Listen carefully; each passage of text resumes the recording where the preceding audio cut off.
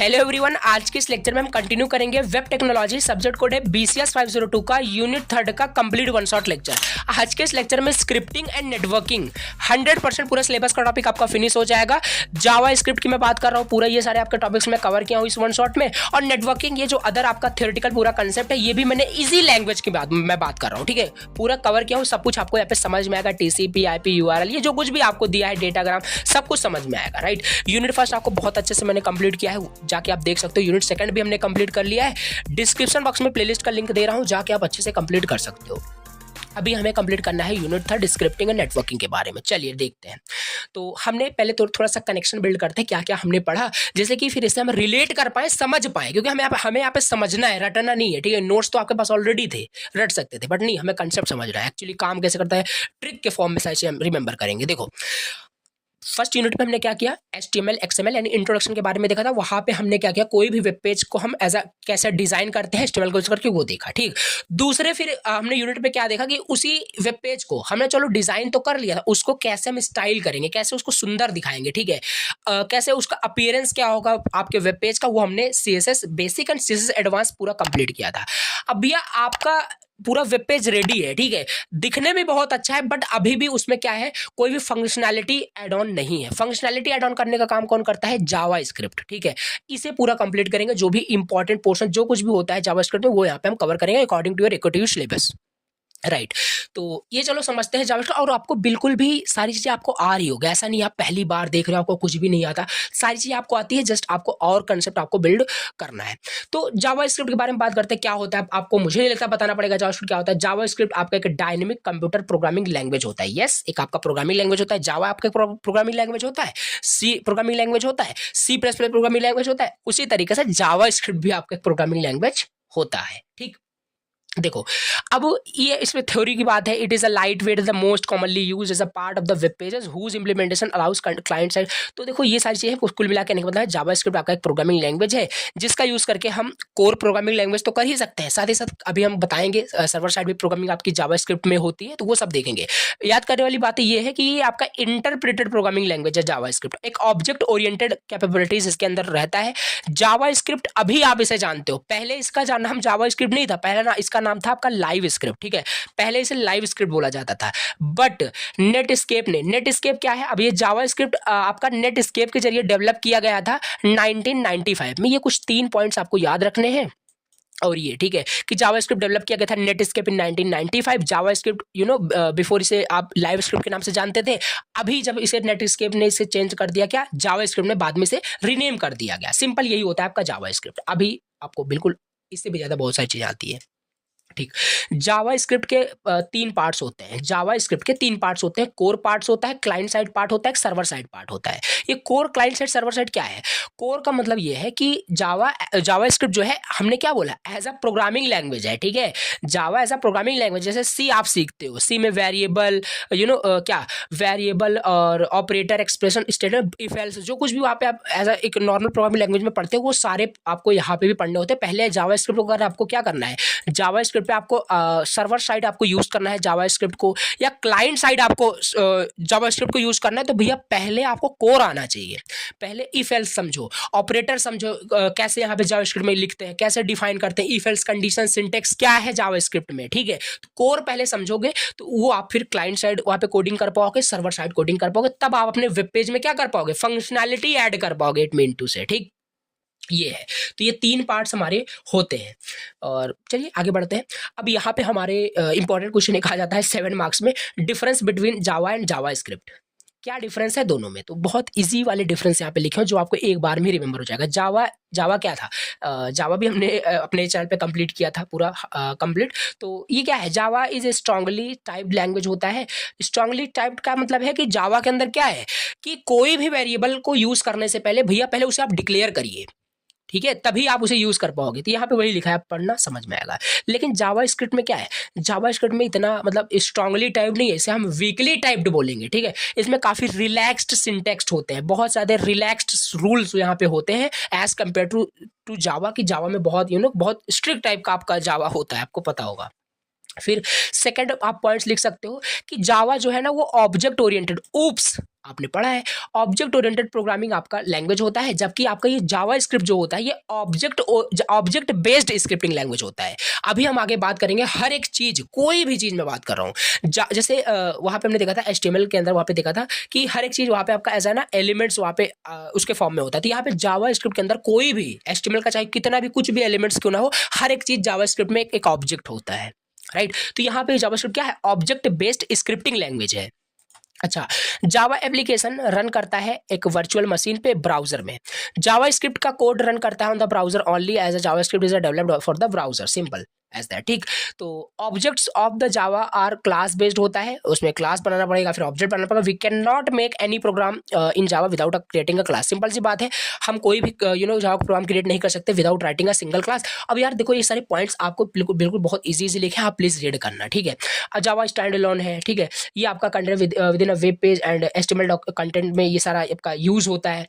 तो Java program क्या है, मोर मेमोरी वहाँ पे यूज होता है, क्यों, क्योंकि वहाँ पे क्लास एंड ऑब्जेक्ट बनाते हो, यहाँ पे बहुत लेस मेमोरी यूज होता है, क्योंकि वेब पेजेस में हम इसे यूज करते हैं, डायनेमिक वेब पेजेस में यूज करते हैं। तो इसे आप प्लीज रीड करना, आपके पास रहेगा नोट्स तो अच्छे से आप समझ पाओगे। मैं सोच रहा हूँ कि आपका जो ये लेक्चर है काफ़ी कि काफ़ी कम लेंथ, इसका जो लेंथ है वो मैं बनाऊँ, इसका ड्यूरेशन काफ़ी कम रहे, जल्दी से आप तैयार कर पाओ, काफ़ी छोटी यूनिट है आपका ये। ओके, फिर हमारे पास अब यहाँ पे एक्चुअली अब मतलब आता है जावास्क्रिप्ट, हमने समझा उसका सिंटेक्स क्या है, सिंटेक्स क्या है, जावास्क्रिप्ट को हम कैसे लिखते हैं, क्या लिखते हैं, आपको बिल्कुल आता है। जावास्क्रिप्ट को हम 3 तरीके से यहाँ पे इंप्लीमेंट कर सकते हैं, 3 तरीके से इंप्लीमेंट करते हैं, आगे बहुत सारे यहाँ पे तरीके हैं। तो पहला तो हम यहाँ पे जैसे हमने वहाँ पे क्या देखा था, सीएसएस को अप्लाई करने के 3 तरीके थे वहाँ पे, इनलाइन, इंटरनल, एक्सटर्नल। इसमें भी उसी तरीके से होता है। देखो जैसे पहला तो हमारे पास होता है स्क्रिप्ट टैग का यूज करके, हम जावास्क्रिप्ट को स्क्रिप्ट टैग का यूज करके with in an HTML file he define कर देते हैं। स्क्रिप्ट टैग डिफाइन किया, इसके अंदर आप अपना जावा स्क्रिप्ट का कोड लिखोगे, आपका हो जाएगा।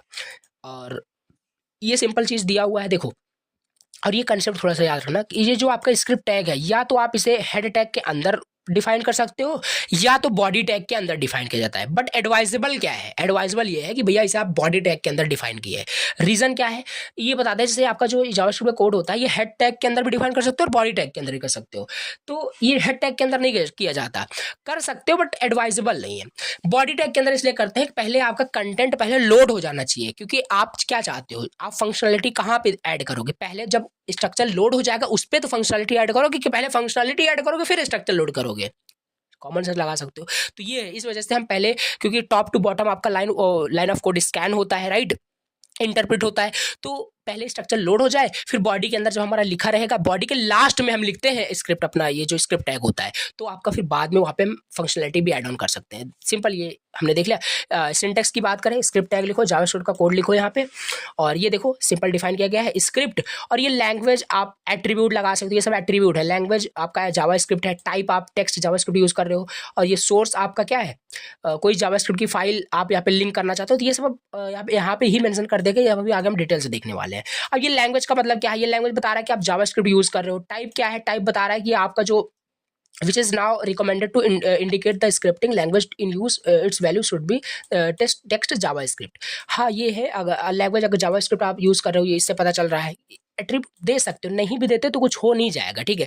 But as a proper syntax good developer आपको ये सारी चीजें आनी चाहिए, ऐसे ही सिंटेक्स को फॉलो करके लिखना चाहिए कोड, ठीक है। तो यहाँ पे हमारे पास टाइप भी आपको टेक्स्ट जावास्क्रिप्ट ही लिखना है, अगर आप जावास्क्रिप्ट स्लैश टेक्स्ट लिखोगे तब आपका नहीं काम करेगा। तो ऐसे, ठीक। अब यहाँ से हमने चलो बेसिक अभी देखा, यहाँ पे हमने जावास्क्रिप्ट के बारे में देख लिया, हमने क्या किया, जावास्क्रिप्ट के बारे में देख लिया। अब इसी में हमारे पास अगला टॉपिक यहाँ पे आ जाता है, इंपॉर्टेंट क्वेश्चन यहाँ पे आ जाता है, क्लाइंट साइड वेरिफिकेशन, ठीक है। क्लाइंट साइड वैलिडेशन हमारे पास आ जाता है, और ये मुझे लगता है कि पेज थोड़ा सा मिस्टेक हो गया, एक सेकंड में चेक कर लेता हूँ।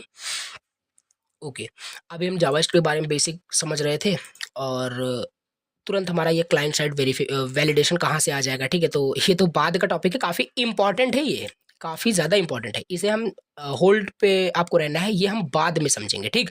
क्योंकि अभी हमने ज़्यादा कुछ समझा नहीं उसके बारे में, और ये बीच में हमारा स्लाइड ऐड हो गया।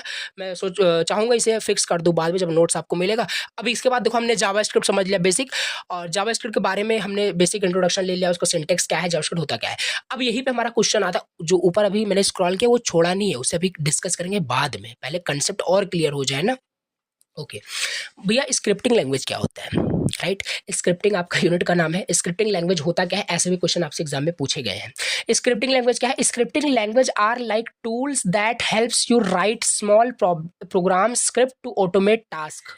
They are easy to learn and don't need to be changed into a special format before running interval। देखो, स्क्रिप्टिंग लैंग्वेज आपके लाइक टूल्स बोल सकते हो जो आपको हेल्प करते हैं राइट करने के लिए स्मॉल प्रोग्राम। कुछ स्मॉल प्रोग्राम स्क्रिप्ट आप राइट कर दो जिससे जो टास्क हो वो ऑटोमेट हो जाए, और स्क्रिप्टिंग लैंग्वेज ही आपका जावा स्क्रिप्ट होता है, क्योंकि जावा स्क्रिप्ट से काफ़ी सारे आपके ऐसे टास्क, काफ़ी सारे ऐसे प्रोग्राम आपके जो टास्क होते हैं वो ऑटोमेट हो जाते हैं with the help of the JavaScript. And the JavaScript also scripting language, right. They are easy to learn, और ये इजी टू लर्न होते हैं, सिंपल एज दैट यहाँ पे लिखा हुआ है। एग्जाम्पल की बात करें क्या क्या स्क्रिप्टिंग लैंग्वेज है। जावा स्क्रिप्ट स्क्रिप्टिंग लैंग्वेज नहीं है, काफ़ी सारे होते हैं। जावा स्क्रिप्ट तो है ही, और पाइथन भी होता है, पीएचपी भी होता है, रूबी भी होता है, पर्ल भी होता है, ठीक है। तो ये सारे क्या है, आपको एज अ स्क्रिप्टिंग लैंग्वेज अगर आता है, एग्जाम्पल आपसे पूछ जाता है, तो ये सब आपको रिमेंबर होने चाहिए, लिख सकते हो। चलिए, इसमें हमें जावा स्क्रिप्ट पढ़ना है इन डिटेल, तो ठीक। स्क्रिप्टिंग लैंग्वेज समझ में आ गया कि क्या है, 2 मार्क्स में ज़्यादा से ज़्यादा आपसे पूछा जा सकता है, ठीक है। तो ये हो गया आपका स्क्रिप्टिंग लैंग्वेज। अब इसी में हमारे पास आता है जावा स्क्रिप्ट। देखो, हमने पहले ही डिस्कस कर लिया कि जावा स्क्रिप्ट ऑल्सो आपका 3 पार्ट से मिलकर बना है। कोर है, क्लाइंट साइड है, और सर्वर साइड है। क्लाइंट साइड कोडिंग करना है, मतलब आपको जावा स्क्रिप्ट में फंक्शनलिटी, आपको अपने वेब पेज में फंक्शनलिटी ऐड करना है। दैट मीन्स को आपका क्या है, क्लाइंट साइड कोडिंग, मतलब सॉरी, आप अपने साइड, मतलब कि क्लाइंट साइड आप कोडिंग कर रहे हो। तो वहाँ पे क्या, उसको करने के लिए आपको पहले तो बेसिक तो पता होना चाहिए, कोर पता होना चाहिए। तो यहाँ पे थोड़ा बहुत कोर पढ़ रहे हैं, ठीक है, जो सिलेबस में दिया हुआ है। कंडीशनल स्टेटमेंट क्या होता है, और ये सब तो ऑलरेडी आपको आता है, इफ एल्स, वही सारी चीज़ें, राइट। तो वही सारी चीज़ें हैं, इसको बिल्कुल भी इन डेप्थ नहीं बताऊंगा क्योंकि नोट्स आपके पास रहेगा। ऑलरेडी आपको आता है इफ अगर कोई चीज़ ट्रू हो जाता है तो इफ एग्जीक्यूट होगा, नहीं होता तो एल्स होता है। You are very smart, already आपको बहुत सारी चीज़ें आती हैं। एग्जाम्पल इतना इजी दिया है, देख सकते हो। इफ एज 18 है, हाँ बिल्कुल, ये प्रिंट हो जाएगा आपका, एज इज 18, देन ये प्रिंट हो जाएगा। अगर नहीं हुआ तो इफ एल्स का भी आपका इस तरीके से, अगर इफ वाला ट्रू नहीं हुआ तो एल्स वाला ट्रू हो जाएगा।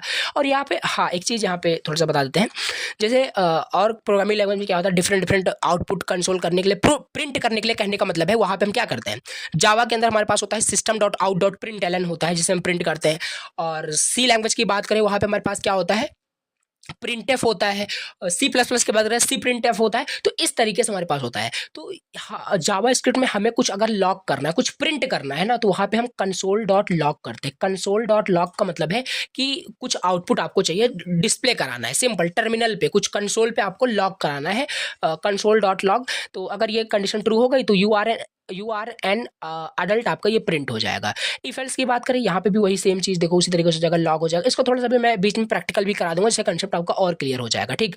तो ये इफ एल्स का हमने देख लिया। कंडीशनल स्टेटमेंट आप पढ़ रहे हो, राइट। कंडीशनल स्टेटमेंट में ये सारे तो होते ही हैं, साथ ही साथ इट चेक्स, ये चेक करता है multiple conditions to categorize age into child. ये सब चीज़ दिया गया है, जैसे कि आप देखो इफ एल्स मतलब ये नेस्टेड का काम है, और ये सब मुझे नहीं लगता इन डेप्थ तो मैं आपको बताऊं, प्लीज़ आपको ये सारी चीज़ें आती होगी, राइट।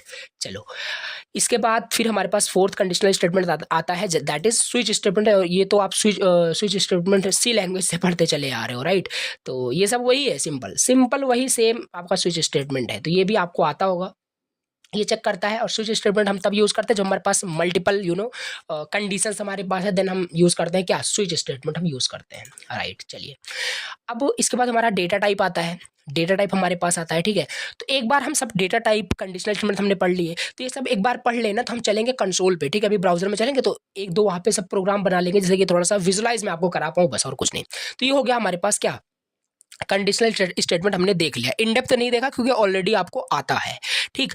अब इसके बाद हमारे पास है डेटा टाइप।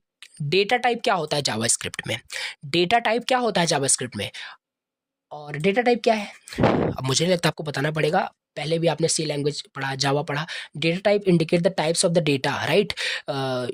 कि डेटा का क्या टाइप है, इंटीजर है या फ्लोट है या नंबर है, क्या है। लेकिन अब एक यहाँ पे एक इंपॉर्टेंट चीज़ मैं आपको बता दूँ, जावा स्क्रिप्ट में डेटा टाइप ये दिया तो है, बट इसमें डेटा टाइप को डिफाइन करना कोई कंपलसरी नहीं है। दैट्स वाई कि यहाँ पे हमने स्टार्टिंग में जब जावा एंड जावा स्क्रिप्ट में डिफरेंस दिखा था, बोला था कि वीकली आपका ये क्या है, वीकली टाइप लैंग्वेज है, काफ़ी रिलैक्सड सिंटेक्स इसमें है। इसमें आपको टाइप वेब बताने की जरूरत नहीं होती, लाइक पाइथन की तरह ही आपका इमेजिन करना है। पाइथन में भी टाइप वेब बताना नहीं पड़ता, यहाँ पे भी आपको ऐसा नहीं कि पहले उसका टाइप्स ऑफ डेटा आपको डिक्लेयर करना पड़ेगा, ऐसा नहीं होता है। There are two main categories इसमें है, प्रिमिटिव एंड नॉन प्रिमिटिव। अब नहीं जब जावास्क्रिप्ट में यूज होता है तो पढ़ क्यों रहे हैं, क्योंकि सिलेबस में दिया है और डेटा टाइप आपको ऑलरेडी आता है, तो वही सब बताना है हमें। ओके तो पहला हमारे पास होता है प्रिमिटिव। और ध्यान देना, बार बार बोल रहा हूँ कि कोई भी अगर वेरिएबल आप डिक्लेयर करोगे या यूज करोगे उसमें डेटा टाइप बताने की जरूरत नहीं है, जावास्क्रिप्ट के अंदर ऑटोमेटिकली आपका वो आइडेंटिफाई करता है। एग्जांपल से समझेंगे, जैसे यहाँ पे देखो पहला होता है हमारे पास प्रिमिटिव डेटा टाइप। प्रिमिटिव को हम फंडामेंटल डेटा टाइप्स भी बोलते हैं, that can not be changed, right, immutable होता है। ये सारे डेटा टाइप आपके क्या होते हैं, इम्यूटेबल होते हैं, राइट ये हो गया।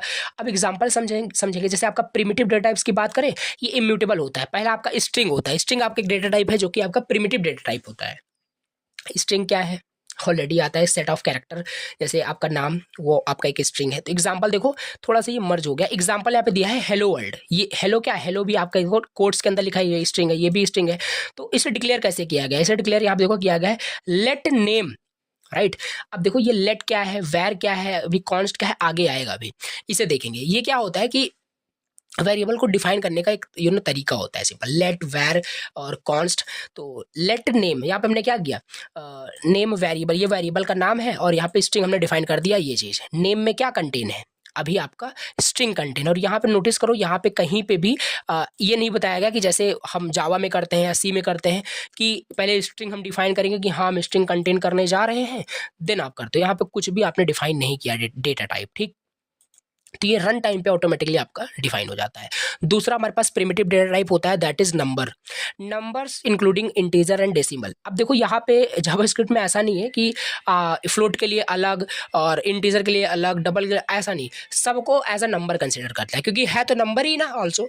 तो नंबर डेटा टाइप इसमें होता है, प्रिमिटिव डेटा टाइप होता है। जैसे let age is equal to 25, जैसे let age is equal to 25, ये डिफाइन किया, एज की वैल्यू अभी 25 है। 25 जब इसको आप चेक करोगे, कंसोल कराओगे, इसका टाइप चेक कराओगे, तो 25 हमें यहाँ पे एज अ नंबर इसका मिलेगा, क्या डेटा टाइप ऐसा नंबर मिलेगा। 5 ये भी आपका नंबर डेटा टाइप है। 3.14 ये डेसिमल आपका है, ये भी आपका क्या है, नंबर डेटा टाइप ही होता है। तो ये हो गया। तीसरा बुलियन हमारे पास, ये भी क्या है, प्रिमिटिव डेटा टाइप होता है। प्रिमिटिव डेटा टाइप होता है, दैट इज रिप्रेजेंट करता है ट्रू और फॉल्स को। जैसे लेट इज अडल्ट करके ये ट्रू करके आपने यहाँ पे असाइन कर दिया, ये बुलियन आपका डेटा टाइप हो जाएगा। तो यही सब आपको लिखना है ऐसे। अनडिफाइंड भी इसमें होता है। अनडिफाइंड क्या करता है, a variable that is declared but not assign. मतलब कहने का मतलब है, जैसे देखो यहाँ पे एग्जाम्पल समझते हैं, आपने x को डिक्लेयर कर दिया और बाद में आप x को प्रिंट करा रहे हो, बट x की वैल्यू क्या है, कुछ नहीं है, तो प्रिंट करेगा अनडिफाइंड, राइट। ये हो गया हमारे पास क्या, हमने देखा प्रिमिटिव डेटा टाइप, स्ट्रिंग देखा, नंबर देखा, बुलियन देखा, अनडिफाइंड देखा, और आगे होता है नल होता है। ये रिप्रेजेंट करता है एक intentional absence of any value. कोई भी वैल्यू अगर अब्सेंस है तो हम दिखा सकते हैं। जैसे यहाँ पे हम असाइन कर रहे हैं let y is equal to null, y की वैल्यू क्या है, नल है। नल क्या बता रहा है कि y की कुछ वैल्यू ही नहीं है, y की वैल्यू एब्सेंस है, मतलब एब्सेंट है, तो नल उसी को रिप्रेजेंट कर रहा है। तो ये है नल डेटा टाइप, ये होता है प्रिमिटिव डेटा टाइप होता है। 6 हमारे पास होता है बिगिंट होता है। बिगिंट इज व्हाट, ये बड़े नंबर को यानी स्टोर करने के लिए हम बिगिंट डेटा टाइप का यूज करते हैं। तो ये देखो, जैसे let big int let big int यहाँ पे हमने यहाँ पे यूज किया, मतलब बिग इंट यहाँ पे हम डेटा टाइप समझ रहे हैं। तो लेट बिग नंबर यहाँ पे बहुत बड़ा नंबर, इस तरीके से अगर आप डिफाइन कर दोगे और ये क्या होगा, स्टोर हो जाएगा आपका बिग नंबर में। अब इस बिग नंबर का जब डेटा टाइप आप कंसोल कराओगे, चेक कराओगे, तो आपको बिग इंट डेटा टाइप मिलेगा, नंबर नहीं मिलेगा, क्योंकि ये नंबर तो है बट बहुत बड़ा नंबर है, that means big int data type, right. दूसरा हमारे पास क्या है, दूसरा हमारे पास है non primitive data types. Non primitive data types क्या होते हैं, नॉन प्रिमिटिव डेटा टाइप्स यानी कि ऑब्जेक्ट्स की बात की जा रही है। और जावास्क्रिप्ट में हर एक चीज आपका, हर एक एलिमेंट्स, हर एक चीज आपका ऑब्जेक्ट होता है, अभी हम आगे देखेंगे। तो these are the more complex and can hold multiple values. जैसे जावास्क्रिप्ट में ऑब्जेक्ट क्या होता है, अभी अब आगे इन डिटेल समझेंगे। सो पहला इसमें होता है हमारे पास ऑब्जेक्ट, तो ये भी हमारा नॉन प्रिमिटिव डेटा टाइप होता है। अ कलेक्शन ऑफ की वैल्यू पेयर, की वैल्यू पेयर का एक कलेक्शन होता है, ये होता है आपका एक ऑब्जेक्ट। इस तरीके से अभी कैसे डिफाइन, क्या सिंटेक्स है, अभी ऐसे देखे रहो, आपको ऑलरेडी आता भी होगा, आगे इन डिटेल भी समझाया हूं। तो जैसे हमने एक पर्सन का ऑब्जेक्ट बनाया, पर्सन ऑब्जेक्ट आपने जावा में पढ़ा होगा, ठीक है। तो वहां पे भी ऑब्जेक्ट क्या था, object is a collection of group of elements having common properties the behaviour. यही है सिंपल। कोई पेन है, ठीक है, कोई आपने पेन लिया हुआ है, पेन से अभी राइट कर रहे हो, एक ठीक है, स्टडी कर रहे हो, तो पेन की भी कुछ प्रॉपर्टी एंड बिहेवियर है कि नहीं। पेन का प्रॉपर्टी क्या है, पेन आपका ब्लैक होगा या ब्लू होगा, राइट। उसकी प्रॉपर्टी क्या है, प्रॉपर्टी ये है उसकी उसका मतलब बिहेवियर क्या है, उसका बिहेवियर क्या है कि उससे आप कुछ लिख पा रहे हो, ठीक। तो ये है object is a collection of की वैल्यू पेयर होता है। हमने जैसे कहा यहाँ पे पर्सन का ऑब्जेक्ट हमने बनाया, पर्सन का कुछ ना कुछ होगा, पर्सन का नेम होगा, पर्सन का एज होगा, उसका बिहेवियर, यहाँ पे फंक्शन भी हम डिफाइन कर सकते थे, तो आगे भी हम देखेंगे। तो ये हमें भी हम डेटा टाइप्स के कंटेक्स्ट में देख रहे हैं। नॉन प्रिमिटिव डेटा टाइप्स हमारा हो गया। इसके बाद हमारा अगला यहाँ पे आता है एरे। तो ये देखो यहाँ पे क्या है, दीज आर मोर कॉम्प्लेक्स। तो ये थोड़ा कॉम्प्लेक्स डेटा टाइप्स होते हैं जो मल्टीपल वैल्यूज होल्ड करते हैं। तो एरे भी आप जानते ही हो कि मल्टीपल वैल्यू इस तरीके से होल्ड करता है, ठीक है। तो इसमें एरे को इस तरीके से डिफाइन करते हैं। एरे का नाम डिफाइन करोगे, फिर यहाँ पे स्क्वायर ब्रैकेट में अपनी वैल्यूज जैसे आप करते थे, ये हो जाएगा। ओके, अब तीसरा हमारे पास होता है फंक्शन। ये भी आपका एक नॉन प्रिमिटिव डेटा टाइप्स होता है। अब block of code design to perform a particular task. Function आपको ऑलरेडी आता है, फंक्शन क्या होता है, फंक्शन ग्रेड नाम दिया गया, जब भी ग्रेड को कॉल किया जाएगा तो ये होगा। अभी इन डिटेल भी आगे टॉपिक में हम देखेंगे। अब यहाँ पे देखो कैसे हम समझते हैं थोड़ा सा कि how JavaScript handle data types, कि जावास्क्रिप्ट कैसे इन डेटा टाइप्स को हैंडल करता है, राइट। हम यहाँ पे डेटा टाइप पढ़ तो रहे हैं, बट जावास्क्रिप्ट में इनका कोई यूज़ नहीं है, कोई यूज़ नहीं, बट हमें पता होना चाहिए कि हाँ ये इतने इतने टाइप्स के डेटा टाइप्स होते हैं। अगर मैं कोई डिजिट डिफाइन कर रहा हूँ तो हाँ वो नंबर डेटा टाइप है। तो ये सिंपल चीज़ है। तो जैसे कैसे हैंडल करता है, जैसे हमने यहाँ पे एक डिफाइन किया मैसेज नाम का वेरिएबल, और उसके अंदर हमने हाई यहाँ पे स्टोर किया। तो ये हाई किस टाइप का है, बिल्कुल स्ट्रिंग डेटा टाइप है, राइट। ठीक, मैसेज आपने डिफाइन किया 1 2 3, तो ये किस टाइप का है, बिग इंट नहीं है, it's is a number data type, ठीक है, ये नंबर डेटा टाइप आपका है।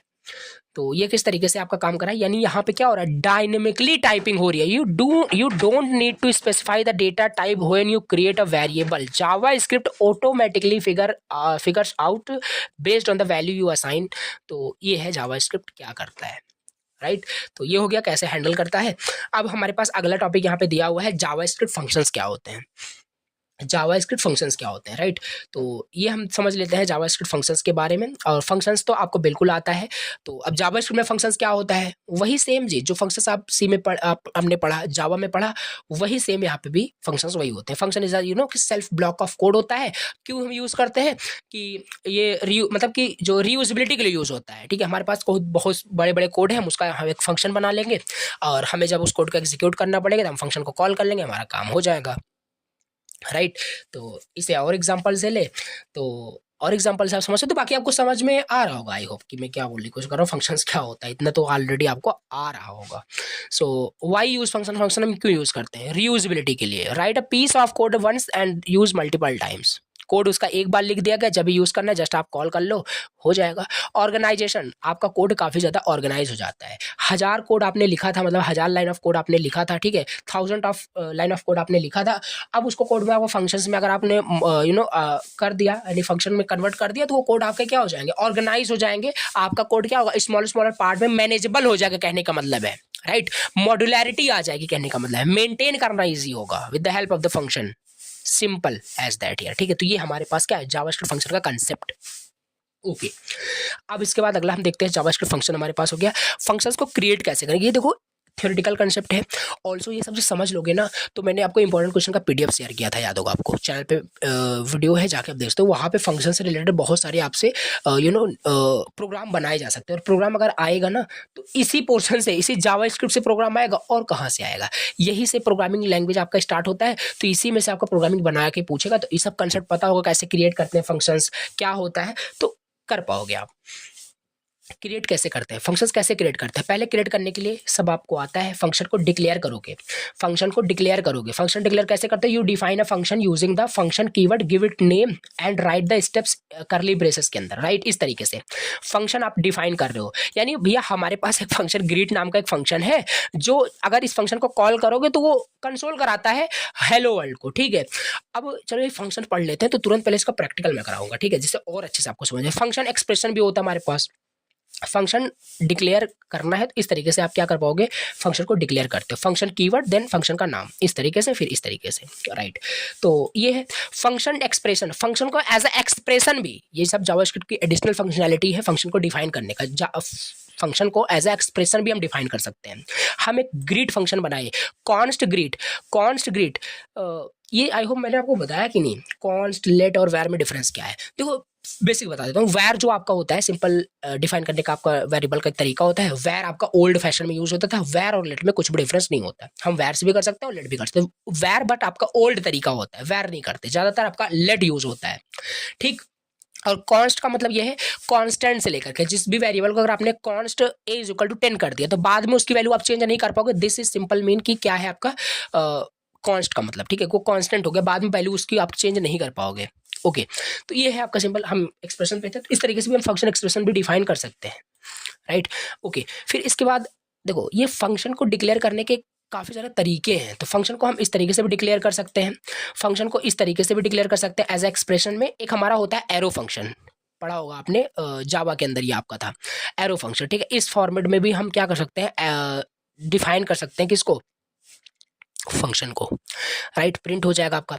अब इन फंक्शन को चलो हम अब तीनों को नहीं करना है, एक किसी भी आप डिक्लेरेशन मेथड को आप यूज़ करिए, ज़्यादातर ये इजी होता है, यूज़ कर सकते हो। फिर अब इसे आप फंक्शन आपने डिफाइन कर दिया, इसे यूज़ कैसे करोगे, इसको कॉल करना पड़ेगा। चलो देख लेते हैं कॉल कैसे करोगे। How to use means how to call a function, function को कॉल कैसे करोगे। फंक्शन आपने बना दिया, उसको कॉल करोगे, ठीक है। कॉल इस तरीके से किया जाता है, फंक्शन का नाम लिखना, सेमीकोलन लगाना, पैरेंथेसिस, इस तरीके से जैसे कॉल करोगे आउटपुट हो जाएगा क्या, हेलो वर्ल्ड आपका आउटपुट हो जाएगा इस तरीके से। फंक्शन विथ पैरामीटर, फंक्शन के कुछ पैरामीटर्स भी होते हैं। फंक्शन का नाम और इसके अंदर पैरामीटर भी दे सकते हो। यहाँ पे हेलो आपका नाम, यानी इस तरीके से समझ में आ रहा होगा यहाँ पे क्या है। जब भी आप फंक्शन को कॉल करोगे तो वहाँ पे एज अ पैरामीटर में आप अपना नाम पास करोगे, ये नाम आपका यहाँ पे कॉपी होगा, और हेलो एंड नेम आप प्रिंट करो तो ये नेम हेलो एंड प्लस आपका नाम, आपके नाम के साथ वो ग्रेट करेगा। प्रैक्टिकल भी प्लीज आप इसे करना तो और अच्छे से आपको समझ में आएगा। आप थोड़ा सा डिफरेंस समझते हैं, पैरामीटर और आर्गुमेंट्स में डिफरेंस क्या होता है। पैरामीटर्स क्या होते हैं, जो फंक्शन डिफिनीशन में होते हैं। ये क्या था आपका, ये फंक्शन डिफिनीशन था, इसे हम बोलेंगे, इस वाले नेम को हम बोलेंगे पैरामीटर और इस वाले नेम को बोलेंगे हम आर्ग्यूमेंट्स, ठीक है। तो जो हमारा कॉलिंग के दौरान जो पैरामीटर पास होता है, सॉरी जो हमारा पास होता है वैल्यू, उसे हम आर्ग्यूमेंट्स बोलते हैं। जो हमारे डेफिनेशन में होते हैं उसे हम पैरामीटर बोलते हैं, राइट। ये 2 मार्क्स में आई थिंक ये इंपॉर्टेंट है, देख सकते हो। फंक्शंस विद रिटर्न वैल्यू, और फंक्शंस के अंदर हम रिटर्न भी कर सकते हैं कोई भी वैल्यू को। जैसे कि देखो यहाँ पे एक फंक्शन बनाया गया ऐड नाम का, ऐड नाम का एक फंक्शन बनाया गया। इस ऐड फंक्शन को जब भी आप कॉल करोगे तो ये 2 वैल्यू मांग रहा है, ठीक है। तो 2 वैल्यू ऐड को दोगे, जैसे कि यहाँ पे 5 3 दो आपने दिया, 5 यहाँ पे आएगा, 3 यहाँ पे आएगा, इन दोनों को सम कर दिया जाएगा, a प्लस बी यानी 8 को रिटर्न करेगा। रिटर्न जैसे करने का क्या मतलब है, और वर्किंग आपको ऑलरेडी क्लियर हो रहा होगा कि जैसे फंक्शन को रिटर्न करते हो तो जहाँ से फंक्शन को कॉल किया जाता है ये वैल्यू उन्हीं को ले जाके दे दिया जाता है। फंक्शन यहाँ से कॉल हुआ था तो ये 8 जो कैलकुलेट हुआ ये यहाँ पे आएगा, ठीक, और यहाँ पे ये सम में स्टोर हो जाएगा, और सम को आप प्रिंट करोगे तो 8 आपको मिलेगा वैल्यू, राइट। ये हो गया, ओके। ये हो गया आपका क्या, हमने फंक्शंस बहुत डिटेल में समझ लिए फंक्शंस क्या है, ठीक। एक बार थोड़ा सा मैं आपको क्या करूँगा, सिलेबस भी आपको दिखा देता हूँ। 24 पे थे, इस सिलेबस का ही टॉपिक चल रहे हैं। हम यहाँ पे देखो जावास्क्रिप्ट का इंट्रोडक्शन देखा, फिर ये सारी चीज़ देखा। अभी हम यहाँ पे क्या है, फंक्शंस हमने देखा, अभी ऑब्जेक्ट्स देखेंगे, और ये सब फॉर्म्स और स्टेटमेंट सब आपका कंडीशनल स्टेटमेंट था, ये सब आपका कवर हो जाएगा, ठीक है।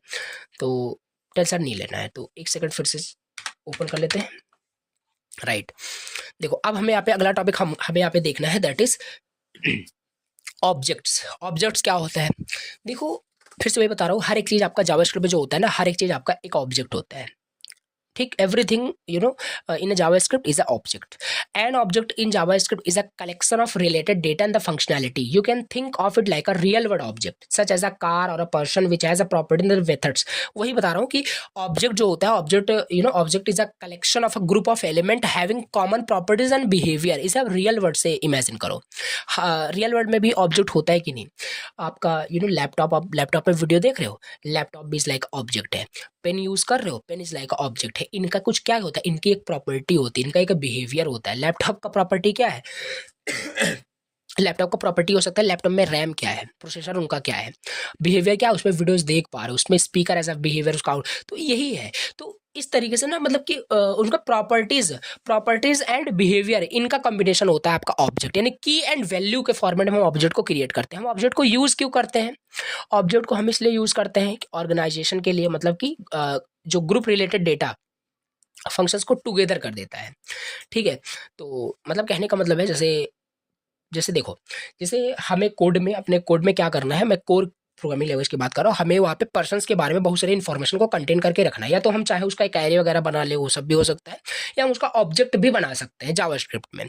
जावास्क्रिप्ट में अगर हम ऑब्जेक्ट पर्सन का बना लेंगे तो पर्सन से रिलेटेड जो कुछ भी होगा, पर्सन का नेम, एज, क्लास, मार्क्स और उसका फंक्शंस, जो बिहेवियर, जो कुछ भी होगा, वो सब हम डिफाइन कर पाएंगे, तो ऑर्गेनाइजेशन में काफ़ी इजी हो जाता है। रीयूजेबिलिटी के लिए भी ऑल्सो इंपॉर्टेंट हो जाता है। फ्लेक्सिबिलिटी, फ्लेक्सिबल होता है, स्टोर करता है, मैनिपुलेट करना काफ़ी इजी होता है। अब हम ऑब्जेक्ट को इन डिटेल बहुत अच्छे से समझेंगे। ओके, तो चलिए कैसे हम ऑब्जेक्ट को पहले क्रिएट कैसे करेंगे। ऑब्जेक्ट को क्रिएट करने के लिए हम ऑब्जेक्ट लिटरल्स का यूज करते हैं।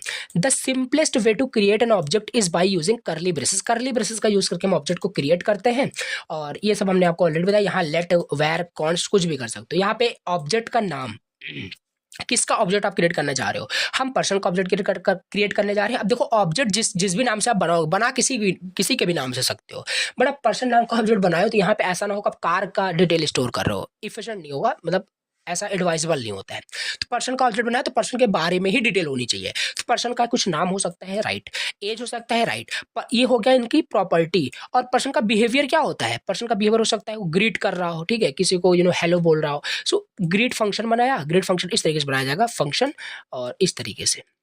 तो ये क्या हुआ, एक ऑब्जेक्ट बना दिया गया पर्सन का।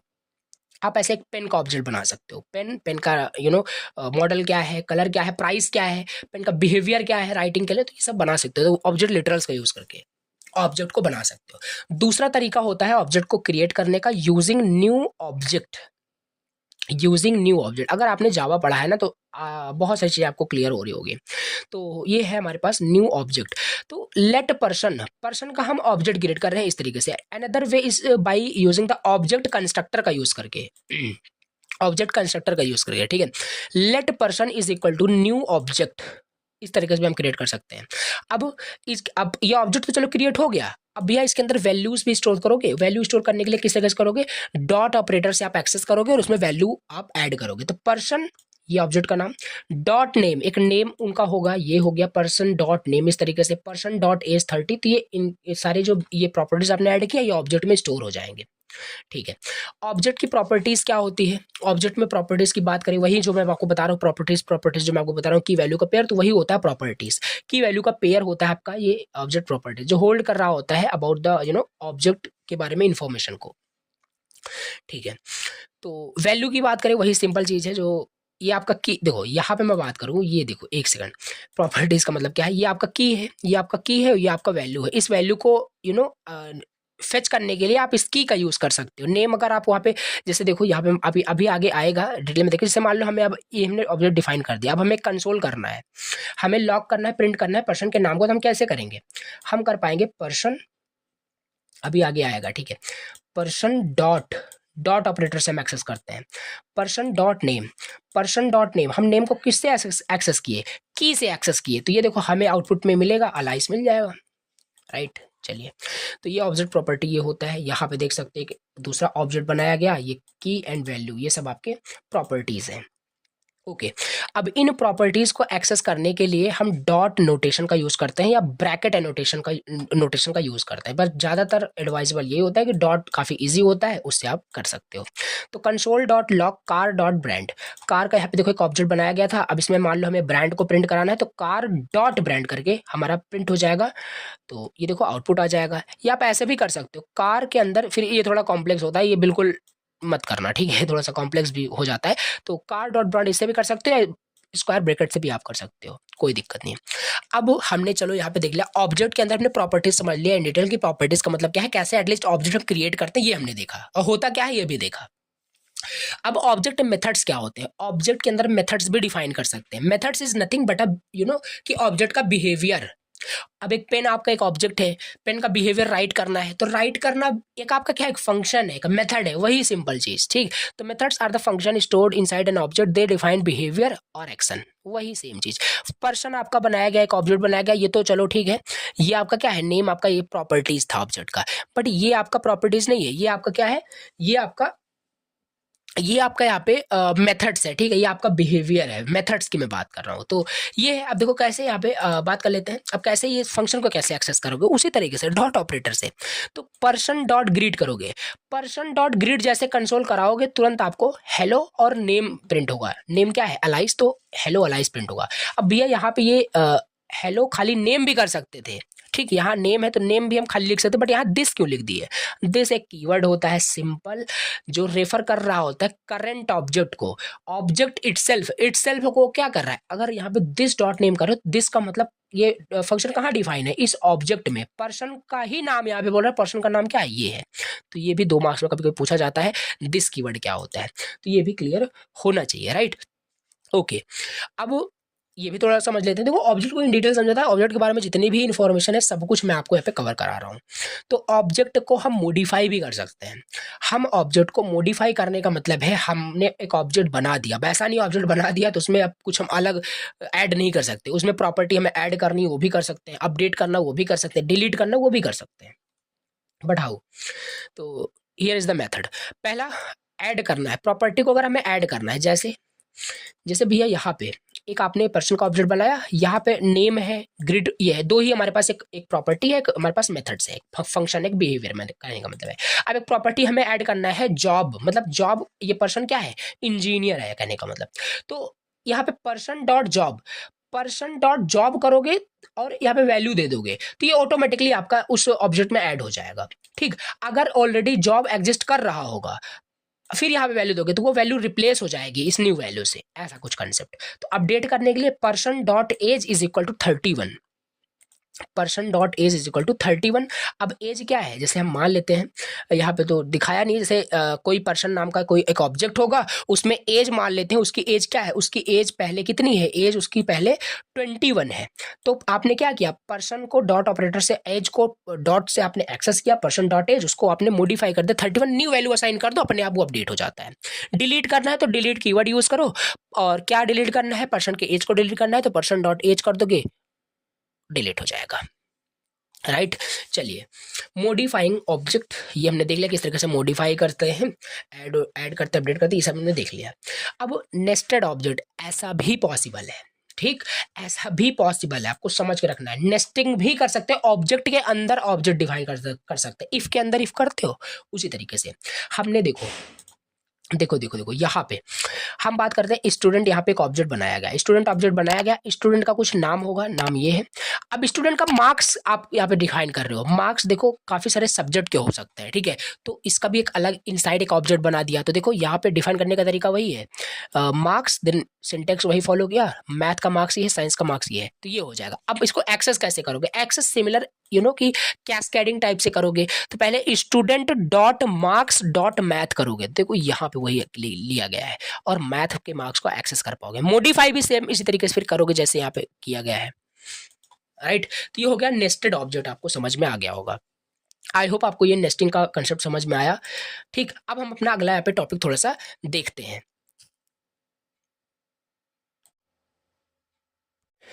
अब हम अपना यहाँ पे अगला टॉपिक देखते हैं, जो कि है आपका एसिंक्रोनस इन जावास्क्रिप्ट, ठीक है। तो अगर एक बार मैं आपको सिलेबस व्यू कराऊं, तो अभी मैं हूँ 29 पेज पे, राइट। तो 1 पेज आते हैं और यहाँ पे हम देखते हैं। तो अभी देखो यहाँ पे अब हम क्या देखते हैं, इंट्रोडक्शन टू एजेक्स देखते हैं, ये हमारा टॉपिक है। इसको समझने से पहले एसिंक्रोनस का मतलब क्लियर होना चाहिए, तो वो सब हम समझ लेंगे। इसको समझने के बाद फिर हम यहाँ पे जो है हमारे पास ये फॉर्म्स का कंसेप्ट देख लेंगे। फॉर्म का मतलब यहाँ पे आपका एक क्वेश्चन पूछा जाता है, most important repeated time, client side verification, client side validation verification जो होता है, ये हमें कंप्लीट करना है। जो भी टॉपिक तभी हम स्क्रॉल किए थे, आपको बोले थे बाद में समझेंगे, ठीक है। तो वो हम यहाँ पे कवर करेंगे। पहले चलो यहाँ पे एसिंक्रोनस इन जावास्क्रिप्ट का मतलब ये समझते हैं, ठीक। तो एसिंक्रोनस का मतलब क्या होता है, तो पहले देखो क्लियर होना चाहिए, सिंक्रोनस और एसिंक्रोनस में दोनों में डिफरेंस क्या होता है, इनका मतलब क्या होता है। देखो सिंक्रोनस का मतलब मैं आपको पहले बताता हूँ। सिंक्रोनस का मतलब ये होता है कि सिंपल देखो, जैसे कि एग्जांपल लेते हैं, एक एग्जांपल लेते हैं, आप घर पे बैठे हुए हो, ठीक है, आप घर पे बैठे हुए हो, आपने क्या किया, ऑनलाइन जोमेटो से कोई फूड आपने ऑर्डर किया, और अब फूड आपने ऑर्डर कर लिया, डिलीवर होने में कुछ टाइम लगेगा। आपने फूड ऑर्डर किया, अब डिलीवर होने में कुछ टाइम लगेगा। अब आपके पास 2 ऑप्शन है, कि भैया आप जो फूड आपने मंगाया है, आप उस फूड के लिए वेट करो, आप उस फूड के लिए वेट करो, फूड आ जाएगा, खा लोगे, तब अपना आगे का जो काम होगा, पढ़ाई होगा, वो करोगे, तब तक आप कुछ नहीं करने वाले। यानी आप वेट कर रहे हो किसके लिए? उस फूड के लिए जो आपने जोमेटो से ऑर्डर किया था, राइट। चलो, तो ये क्या हुआ, यही है आपका सिंक्रोनस, ठीक है। अगर आप वेट करोगे उसके लिए, मतलब आपने फूड ऑर्डर किया जोमेटो से, अब जोमेटो से फूड आने में टाइम लगेगा, तो जितना टाइम वो लग रहा है उतने टाइम आप भैया सिर्फ वेट कर रहे हो कि आ जाए, मैं खा लूंगा, तभी पढ़ाई करूंगा। तो ये जो काम आपने किया ना, जो वेटिंग का जो काम किया, इसे हम बोलते हैं सिंक्रोनस, मतलब काम आपने किया, ठीक है। ये सिंक्रोनस मतलब चीज आपका है, ठीक है, कंसेप्ट समझ रहे हैं। अब एसिंक्रोनस यहाँ पे फिर क्या होगा, एसिंक्रोनस का मतलब ये है भैया कि जैसे देखो, आपने फूड ऑर्डर कर दिया, फूड वहां पे प्रिपेयर हो रहा है, बन रहा है, आ रहा है, चलो ठीक है, हमने फूड ऑर्डर कर दिया, फूड वहां से आ रहा है, हम वेट नहीं करेंगे, हम तब तक अपना अगला जो काम है, पढ़ाई का काम जो है वो फिनिश कर लेंगे, तब तक आएगा तो फिर आराम से हम उसे यूज कर लेंगे, राइट। ये होता है एसिंक्रोनस और सिंक्रोनस में डिफरेंस। यानी यहाँ पे क्या था, आप अगर वेट करते हो किसी के लिए, तो समझ में आई होप आ गया होगा, उतना डिटेल नहीं जाना। अब आओ यहाँ पे थोड़ा सा इसे टेक्निकल टर्म में समझते हैं, जावा स्क्रिप्ट के टर्म में समझते हैं। तो जावा स्क्रिप्ट में भी एसिंक्रोनस का मतलब यही होता है कि ऐसा कुछ चीज करना बैकग्राउंड में without blocking the main program, right. This allows JavaScript to handle task that take time like fetching data from a server or reading a file without pausing other parts of a program, right. यहाँ पे वही pizza उजा का example लिख दिया हूँ, इससे कि आप भूलो मत, ठीक। तो एसिंक्रोनस का मतलब एटलीस्ट आप फिर बना के एग्जाम में राइट कर सको, ठीक। ओके, तो इसका मतलब क्या है, इसका भी एग्जांपल दूंगा। तो यही है, जावास्क्रिप्ट में भी ऐसे बहुत सारे हमारे पास प्रोग्राम होते हैं, ठीक है। ऐसे हम जावास्क्रिप्ट बहुत सारे ऐसे कोड करते हैं, बहुत सारे प्रोग्राम करते हैं, जो हमारा, जैसे कि एक एपीआई का एग्जांपल ले लेते हैं जैसे एपीआई का एग्जांपल ले लेते हैं, ठीक है। एपीआई का एग्जांपल ले लेते हैं। एपीआई होता क्या है, API is like a waiter, जो कि आप क्या करते हो, उस वेटर को बोल देते हो कि आपको ये चाहिए, वो वेटर जाता है बैकएंड में, आपके पास वो रिक्वेस्ट लेकर के आता है, आपको वो देता है। तो यहाँ पे ऐसा नहीं है कि आप फिर उसके लिए वेट करते हो, कहने का खाली मतलब इसमें यही है, जावास्क्रिप्ट में एसिंक्रोनस का जो मतलब है वो ये है कि आपका मेन प्रोग्राम बंद नहीं होता, मेन प्रोग्राम बंद नहीं होता, और एक आपका जो वेबसाइट होता है, आओ इसे एग्जाम्पल से क्लियर करते हैं। ये है आपका वेबसाइट, ये है आपका वेब पेज, राइट। देखो हो क्या रहा है, हम मान लेते हैं, एक एग्जांपल से लेते हैं, और ये जो वेबसाइट बनाया गया है ना, ये क्या है, वेदर के बारे में इंफॉर्मेशन देता है। जैसे इस वेबसाइट पे आप जाते हो, आपको आपका करंट जो लोकेशन है उसके बारे में वेदर डिटेल देगा कि टेम्परेचर वहाँ पे क्या है, राइट, और ह्यूमिडिटी क्या है, मतलब वेदर के बारे में इंफॉर्मेशन देगा ये आपकी वेबसाइट। देखो वेबसाइट है तो HTML CSS जावास्क्रिप्ट का यूज़ करके 100% बना ही होगा, ठीक है। तो होगा क्या, जब वेबसाइट पे आपने क्लिक किया, तो भैया यहाँ पे जो डेटा है ना, ये वेरी करता है, सिंपल सी बात है। यहाँ पे कोई एस्टिमेट लिख थोड़ी ना देगा कि टेम्परेचर 28 है, वो तो डेली बेसिस पे चेंज होता रहेगा अकॉर्डिंग टू द मौसम के हिसाब से चेंज होता रहेगा। तो ये डायनेमिकली डेटा, और ये इसमें जावास्क्रिप्ट 100% यूज हुई होगी। तो होगा क्या, यहाँ पे सिंक्रोनस का मतलब बताते हैं। तो यहाँ पे एपीआई वगैरह यूज हो सकता है, मतलब यहाँ पे हम कोई ऐसा एपीआई वगैरह यूज कर रहे होंगे, या कुछ ऐसा मेथड तरीका यूज कर रहे होंगे जो कहीं से, यार सिंपल सी बात है, वेदर का डेटा कहीं ना कहीं होता होगा। जैसे हमारे पास एक, इतना डिटेल नहीं जाना चाहिए, ओपन वेदर मैप एपीआई हमारे पास होता है, जो वेदर के बारे में इंफॉर्मेशन कंटेन करके रखता है। मान लो हम ओपन वेदर एपीआई यूज कर रहे हैं, उस एपीआई को हमने यहाँ पे इंटीग्रेट किया है अपने जावास्क्रिप्ट कोड के साथ। जब हम वेबसाइट को लोड करते हैं, तो हमारा ओपन वेदर एपीआई मैप जो होता है, आपको वो कॉल हो जाता है, तो वो एपीआई जाता है सर्वर के पास।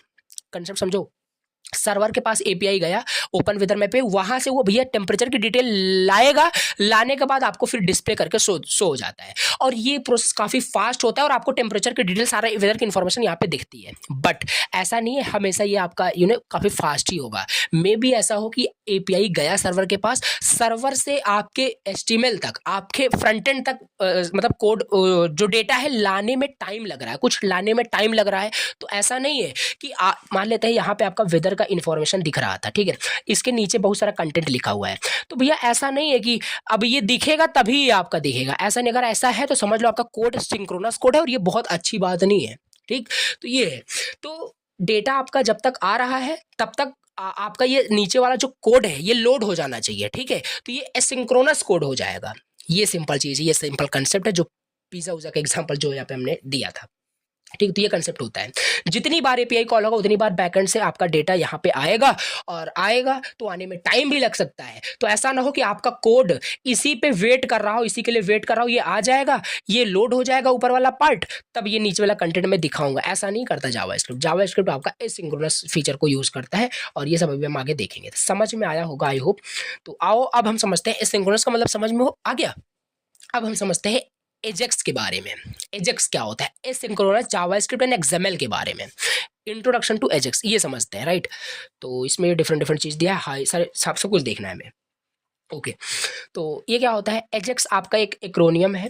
यहाँ पे क्या लिखा है? Acromion for asynchronous JavaScript. ये सिंपल चीज लिखना। It is a group of inter related technology like XML, HTML, CSS and JavaScript. बिल्कुल बिल्कुल बिल्कुल बिल्कुल। देखो एसिंक्रोनस किसका? एसिंक्रोनस अगर कोड आपको लिखना है तो वहां पे हमने देखा था HTML, CSS, जावास्क्रिप्ट तो यूज हो ही रहा होगा, लेकिन XML क्या आ गया? कंसेप्ट समझो। जो हमने आपको बताया ना, एपीआई गया बैकएंड से, फिर फ्रंट एंड में आपका डेटा लेके आ रहा है। यहाँ पे भैया दो तरीके से आपका रिजल्ट, आपका डेटा आता है बैकएंड से, मतलब कहीं सर्वर से आपके फ्रंट एंड में दो तरीके से डेटा आता है। या तो भैया XML फॉर्मेट में आएगा, एक्सटेंसिबल मार्कअप लैंग्वेज में आएगा, और हमने पहले ही पढ़ा था कि XML यानी कि डेटा को लाने और ले जाने में काम होता है, और मतलब कि ट्रांसपोर्ट में देखा था, ठीक। चलो, और दूसरा तरीका क्या होता है? जेसन में जावास्क्रिप्ट यानी आपका ऑब्जेक्ट नोटेशन, ये इसमें दिया नहीं है, बट इतना आपको पता चल याद रहना है कि सिंपल XML और जेसन में हमारा डेटा सर्वर से हमारे फ्रंट एंड में आता है। तो यहाँ पे देखो यही है कि एसिंक्रोनस जावास्क्रिप्ट एंड XML कैसे, मतलब इन्हीं टेक्नोलॉजी का यूज करके आपका ये एजेक्स का मतलब बना हुआ है। सिंपल एजेक्स हमें अलाउ करता है send and receive data asynchronously, और इसका मतलब हमने समझ लिया, without reloading the web pages, so it is fast, और ये काफी फास्ट होता है, राइट। एजेक्स अलाउ करता है you send and only important information to the server, not the entire page, only valuable data from the client side is routed from the server side. ये सारी चीज दी गई है। There is too many web application running on the web server, web that are using AJAX technology like Gmail, Facebook, Twitter, Google Maps, YouTube. ये सारी चीजें बात मैं कर रहा हूँ। देखो और भी हम यहाँ पे देख सकते हैं, और भी यहाँ पे हम एग्जांपल एक इंस्टाग्राम का भी देख सकते हैं। भैया इंस्टाग्राम का भी हम यहाँ पे एग्जांपल एक देख सकते हैं। चलो आओ इसे और समझते हैं, एजेक्स का मतलब समझते हैं, ठीक है। ये है आपका इंस्टाग्राम, यहाँ पे है आपका फोटो, फोटो के नीचे एक लाइक का बटन दिया है, फोटो के नीचे एक लाइक का बटन दिया है, और यहाँ पे काउंट दिया हुआ है, कितने लाइक्स हैं यहाँ पे काउंट दिया है। तो ये है, अभी एक लाइक है। अब होगा क्या? आपने पोस्ट को ओपन किया, आपने इस लाइक बटन पे क्लिक किया, लाइक बटन पे क्लिक करोगे तो होगा क्या? आपका खाली यही लाइक का काउंट इंक्रीज होगा। ऐसा नहीं कि पूरा पूरा आपका पोस्ट ही पूरा फिर से लोड होगा, ऐसा नहीं है। मतलब नेसेसरी इन्फॉर्मेशन वहाँ पे खाली चेंज होता है, एंटायर पेज लोड नहीं होता। और ऐसा करने से क्या हुआ? हमारा फास्ट हो गया सर, ठीक है, फास्टर हो गया हमारा एप्लीकेशन की मैं बात कर रहा हूँ। एजेक्स में क्या क्या टेक्नोलॉजी यूज होती है वही बताया, किससे मिलकर बना है? HTML, XML एंड यही सब चीज़ आपको लिखना है। तो जो आपका as described earlier, AJAX is not a technology but a group of inter, AJAX आपका कोई टेक्नोलॉजी नहीं है। एजेक्स डिफरेंट डिफरेंट टेक्नोलॉजी से मिलकर एक आपका कंसेप्ट है। किसका किसका? HTML, CSS, JavaScript, XML, JSON, ठीक, ये सब होते हैं। So these technology are used for displaying content and style. It is mainly use for the presentation. और HTML ये सब तो आपको पता ही है, प्रेजेंटेशन में यूज होता है। और इसमें डोम क्या होता है? It is use for the dynamic display के लिए। तो डायनेमिक डिस्प्ले करने के लिए, डायनेमिक वेब पेज के लिए डॉक्यूमेंट ऑब्जेक्ट मॉडल यूज होता है। XML, JSON ये बताया, देखो यहाँ पे आ गया JSON, ठीक है। तो वो वही है, मतलब बैकएंड से डेटा आपके फ्रंट एंड में आ रहा है with the help of the, या तो XML में आएगा या तो JSON में आएगा। अगर अभी प्रेजेंट टाइम में बात करें तो अभी XML में नहीं आता, अभी JSON में आता है। तो ये सिंपल है। तो ये है। अब यहाँ पे क्या है? XML HTTP request for asynchronous communication के लिए। और ये देखो यहाँ पे ये भी आपका बोल सकते हो टेक्नोलॉजी, मतलब कि है कि जिसकी हेल्प से आप एसिंक्रोनस कम्युनिकेशन पॉसिबल हो पाता है। इसी की हेल्प से आपका एसिंक्रोनस कम्युनिकेशन पॉसिबल हो पाता है क्लाइंट एंड सर्वर के बीच। जावास्क्रिप्ट क्या है तो आपको ऑलरेडी पता ही है। तो जावास्क्रिप्ट, इन सारे जो आपने टेक्नोलॉजी, इन्हीं को जावास्क्रिप्ट बाइंड करके रखता है। इन्हीं सबको क्या करता है? जावास्क्रिप्ट क्या करता है? बाइंड करके रखता है, राइट। तो ये हो गया सिंपल एजेक्स कैसे काम करता है, राइट। तो ये हमने देख लिया एजेक्स जो होता है सिंपल, ये कोई टेक्नोलॉजी नहीं है बट हाँ group of inter related technology का कॉम्बिनेशन होता है। ये सब हमने समझ लिया क्या होता है ऑलरेडी, ठीक। अब यहाँ पे थोड़ा सा ही समझते हैं, ये जो हमने अभी बोला ना कि XML HTTP रिक्वेस्ट, ये एसिंक्रोनस कम्युनिकेशन के लिए आपका ये यूजफुल होता है। तो ये कभी कभी पूछ लिया जाता है इंडिविजुअल में 2 मार्क्स में, कि इसको एक्सप्लेन करने के लिए आखिर होता क्या है, ठीक है। तो इसको थोड़ा सा चलो समझ लेते हैं। तो ये क्या है? XML HTTP रिक्वेस्ट ऑलरेडी बताया, एसिंक्रोनस एसिंक्रोनस कम्युनिकेशन करने के लिए बिटवीन क्लाइंट एंड सर्वर हम इसको यूज करते हैं, ठीक। तो it performs the following operation, like ये डेटा को सेंड करता है to the client in the background and receive करता है डेटा को फ्रॉम द सर्वर। इसी ऑब्जेक्ट की हेल्प से हो पाता है, राइट। चलिए ये हो गया, हमने यहाँ पे देख लिया। अब यहाँ पे थोड़ा सा वर्किंग समझते हैं कि एजेक्स एक्चुअली वर्क कैसे करता है। देखो इंपॉर्टेंट बहुत ज़्यादा आपका ये क्वेश्चन है एजेक्स को लेकर के, इसकी वर्किंग पूछी जाती है, उसका थ्योरेटिकल कंसेप्ट भी आपसे पूछा जाता है। एजेक्स काम कैसे करता है, how Ajax works, it means working. तो ये देखो सिंपल इस तरीके से, तो इसको समझाऊंगा अभी पूरे डायग्राम को क्या लिखा है, और यहाँ पे भी इसे थ्योरी भी लिखी हुई है। तो ये देखो कुछ आपको यहाँ पे दिख रहा होगा, यानी कि ये आपका क्लाइंट साइड होता है और ये आपका सर्वर साइड होता है, राइट।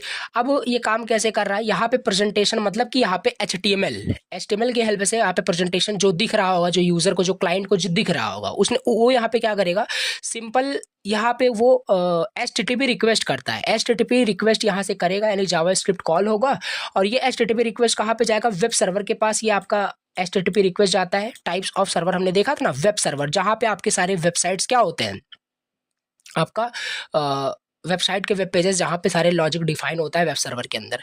फिर वहाँ पे सारा आपका रिक्वेस्ट जाएगा, फिर वहाँ से आपका सब रिटर्न होता है। इसको थोड़ा सा चलो इसको अच्छे से समझ लेते हैं कैसे काम करता है। तो अब भैया अगला टॉपिक यहाँ पे हमारा क्या है, हाउ एजेक्स वर्क्स। मतलब कि एजेक्स के बारे में हमने बेसिक कंसेप्ट समझ लिया कि पहले तो एसिंक्रोनस देखा है, सिंक्रोनस का एक्चुअली मतलब क्या है। फिर हमने एजेक्स को लेकर के समझा कि एजेक्स है क्या, ठीक है, कि ग्रुप ऑफ टेक्नोलॉजी होता है, हमने ये सारी चीज़ें देखा। अब ये काम कैसे करता है, राइट, ये काम कैसे करता है, ये मेन इंपॉर्टेंट चीज़ यही देखना है। क्लाइंट एंड सर्वर के बीच में जो भी कम्युनिकेशन करा, एसिंक्रोनस जो कम्युनिकेशन कराने का काम करता है, वो आपका ये ऑब्जेक्ट होता है, XML HTTP रिक्वेस्ट, राइट। अब इसे चलो इसको थोड़ा वर्किंग क्लियर करते हैं। देखो ये है आपका सिंपल प्रेजेंटेशन यहाँ पे है। तो ये डायग्राम अगर आता है, ये डायग्राम बनाना है, इसको एक्सप्लेन करते हैं। तो प्रेजेंटेशन मतलब आपका HTML होगा, CSS होगा, जावास्क्रिप्ट भी ऑल्सो होगा, क्योंकि जावास्क्रिप्ट की हेल्प से ही आपका एजेक्स काम करेगा, ठीक। तो ये होता है। अब यहाँ पे क्या होगा, यहाँ पे मान लेते हैं कि यूज़र ने या क्लाइंट ने कुछ ऐसा कोई इवेंट ट्रिगर किया। मतलब कि वहाँ पे कहने का क्या मतलब है कि देखो एग्जाम्पल से ले इसको, देखो एग्जाम्पल से इसको क्लियर करते हैं। ये रहा आपका क्या, एक सेकंड, ये आपका है वेब पेज, ये आपका वेब पेज है, और यहाँ पे वही एग्जाम्पल लेंगे जो वेदर वाला हमने मतलब लिया था एग्जाम्पल, ठीक है। अब यहाँ पे मान लेते हैं यहाँ पे एक बटन दिया गया है, ठीक है। ये सिंपल सी बात है कि HTML CSS का यूज़ करके अच्छे से डिज़ाइन किया गया होगा। यहाँ पे लिखा होगा फाइंड वेदर डिटेल। यहाँ पे मान लेते हैं मतलब यहाँ पे है फाइंड वेदर डिटेल, आपको एक बटन दिया गया है। जैसे इस फाइंड बटन पे क्लिक किया जाता है, इवेंट को ट्रिगर किया जाता है, तुरंत भैया बैकएंड में क्या क्या कॉल होगी, एजेक्स कॉल, सिंक्रोनस कॉल कैसे होगी, और जो डिटेल्स है आपको फिर यहाँ पे आउटपुट दिखेगा। इसी को समझना है हमें। तो देखो प्रेजेंटेशन मतलब यही आपका जो दिखेगा, जहाँ पे यूजर इंटरेक्ट करेगा जिसे। अब यहाँ पे पहला स्टेप है जावास्क्रिप्ट कॉल। जैसे इस बटन पे क्लिक हुआ, ठीक है, अब एसिंक्रोनस कॉल कैसे होगा यही देखना है। इस पे क्लिक हुआ, अब क्लिक करने के बाद कॉल क्या होगा कि आपका जो हमने एग्जांपल लिया था ओपन वेदर मैप API, उनके पास जाएगा, सर्वर के पास कॉल जाएगी, यानी API कॉल जाएगी, ठीक है। अब वहाँ पे जो ये कॉल बैक जो आपका फंक्शन होता है, इसमें आपका यही इसी के अंदर XML HTTP रिक्वेस्ट, यानी ये रिक्वेस्ट आपका जाएगा, यानी यूजर ने जो रिक्वेस्ट किया वो HTTP रिक्वेस्ट किया, वो रिक्वेस्ट जाएगा वेब सर्वर के पास। कहाँ जाएगा, वेब सर्वर के पास जाएगा, और वेब सर्वर के पास जाएगा तो वहाँ से डिजायर्ड जो भी, मतलब जैसे हमने वेदर का डिटेल हमें चाहिए, तो वेदर का डिटेल कहाँ, डेटाबेस में कहीं ना कहीं तो स्टोर होगा ही होगा। तो वहाँ से वो डेटा से वो क्या करेगा, आपका वेब सर्वर वहाँ से डेटा को फेच करेगा। फेच करने के बाद अगेन फिर आपको XML डेटा देगा। और हाँ, मैंने आपको ऑलरेडी बताया था XML या JSON दो फॉर्मेट में आपको डेटा वहाँ पे आपके ये फ्रंट एंड आपके जावास्क्रिप्ट यानी आपके कोड में आता है। वहाँ से फिर उसे क्या करना पड़ता है, आपको उसे एक्सट्रैक्ट करना पड़ता है। अब ये सब थ्योरेटिकली में भी होना समझ में आ रहा हो, पर बाकी ऐसे ही होता है। तो यहाँ पे यूजर ने क्या किया, बटन पे क्लिक किया, बैकएंड में HTTP रिक्वेस्ट गई सर्वर के पास, वेब सर्वर के पास। डिफरेंट टाइप्स ऑफ सर्वर आपके होते हैं, तो वेब सर्वर के पास गई, ठीक। वेब सर्वर कहाँ, जहाँ पे आपके पेजेस वहाँ पे बनाए गए हैं, ठीक है, जहाँ पे हैंडल किया गया है यूजर के रिक्वेस्ट को एग्जैक्टली। फिर वहाँ से आपका जो API है वो उस मतलब डेटा स्टोर के पास आपका वहाँ पे जाएगा, वहाँ से डेटा फेच होगा, फिर XML डेटा वो एज आ आउटपुट आपको यहाँ पे मिलेगा, और वो एज HTML CSS में आपको डिफरेंट यानी कि सजावट के फॉर्म में आपको वहाँ पे रिजल्ट दिख जाता है। तो इस तरीके से कुछ कॉल होता है। मोस्ट इंपॉर्टेंट पॉइंट यही है कि यही आपका कॉल करा रहा है XML HTTP request. Right. Working की बात कर ले तो यहाँ पे वही है, क्लाइंट साइड इवेंट बात करेगा तो क्लाइंट पहले तो ट्रिगर कराएगा किसी यानी बटन पे क्लिक करना, वही सब है। एजेक्स रिक्वेस्ट का मतलब ये है JavaScript function create an XML HTTP request. तो जावा स्क्रिप्ट एक फंक्शन होगा, यानी कि बटन पे जब क्लिक होगा तो बैकएंड में वेब सर्वर में ऐसा होता है, वहां पे कॉल बैक डिफाइन किया गया होगा जो उस रिक्वेस्ट को हैंडल कर रहा होगा, राइट। तो वहां से क्या होगा, वहां से एक रिक्वेस्ट सेंड होगा सर्वर के पास एसिंक्रोनसली, ठीक। तो सर्वर प्रोसेस करेगा उस रिक्वेस्ट को, ठीक। फिर एजेक्स रिस्पॉन्स आएगा, the server sends back the data of in the form of the Jason या एक्सएमएल, दो फॉर्मेट में यहाँ पे आता है। फिर अपडेट हो जाएगा, वेब पेज आपका डायनेमिकली अपडेट होगा, वहाँ पे आपके डेटा पूरा वहाँ से अपडेट हो जाएगा। तो यहाँ पे ऐसा नहीं है पूरा पेज आपका रिलोड होगा। एग्जाम्पल वही लाइक बटन वाला फिर ले सकते हो कि जैसे एग्जांपल आप ये भी ले सकते हो, जैसे कि आप क्रिकेट वगैरह देखते हो तो वहाँ पे जो लाइव स्कोर होता है, खाली लाइव स्कोर ही वहाँ पे अपडेट हो रहा होता है। जैसे गूगल में अगर बात करें, जिस टाइम क्रिकेट जब भी चल रहा होता है तो लाइव स्कोर चेक करते हो तो आप देखते हो गूगल में गूगल ओपन किए होते हुए भी, आपका पेज ओपन होते हुए भी आपका डेटा वहाँ पे अपडेट होता रहता है, लाइव अपडेट होता रहता है। दैट मीन्स कि एसिंक्रोनसली काम कर रहा होता है। एजेक्स टेक्नोलॉजी यहाँ पे लाइव यूज हो रही होती है और डिफरेंट यहाँ पे आपके एजेक्स टेक्नोलॉजी आपके यूज कर रहे होते हैं, ठीक है। जैसे फेसबुक, गूगल, ऑल्सो जीमेल, ये बहुत सारे आपके यहाँ पे एजेक्स टेक्नोलॉजी आपका यूज होता है। ओके, तो ये है सिंपल, आपको याद रखना है। अब इसके बाद अगर आप इसका प्रोग्राम की बात करें, अगर एजेक्स आपसे पूछा जाता है, थ्योरेटिकली जितना लिख पाते हो लिख सकते हो।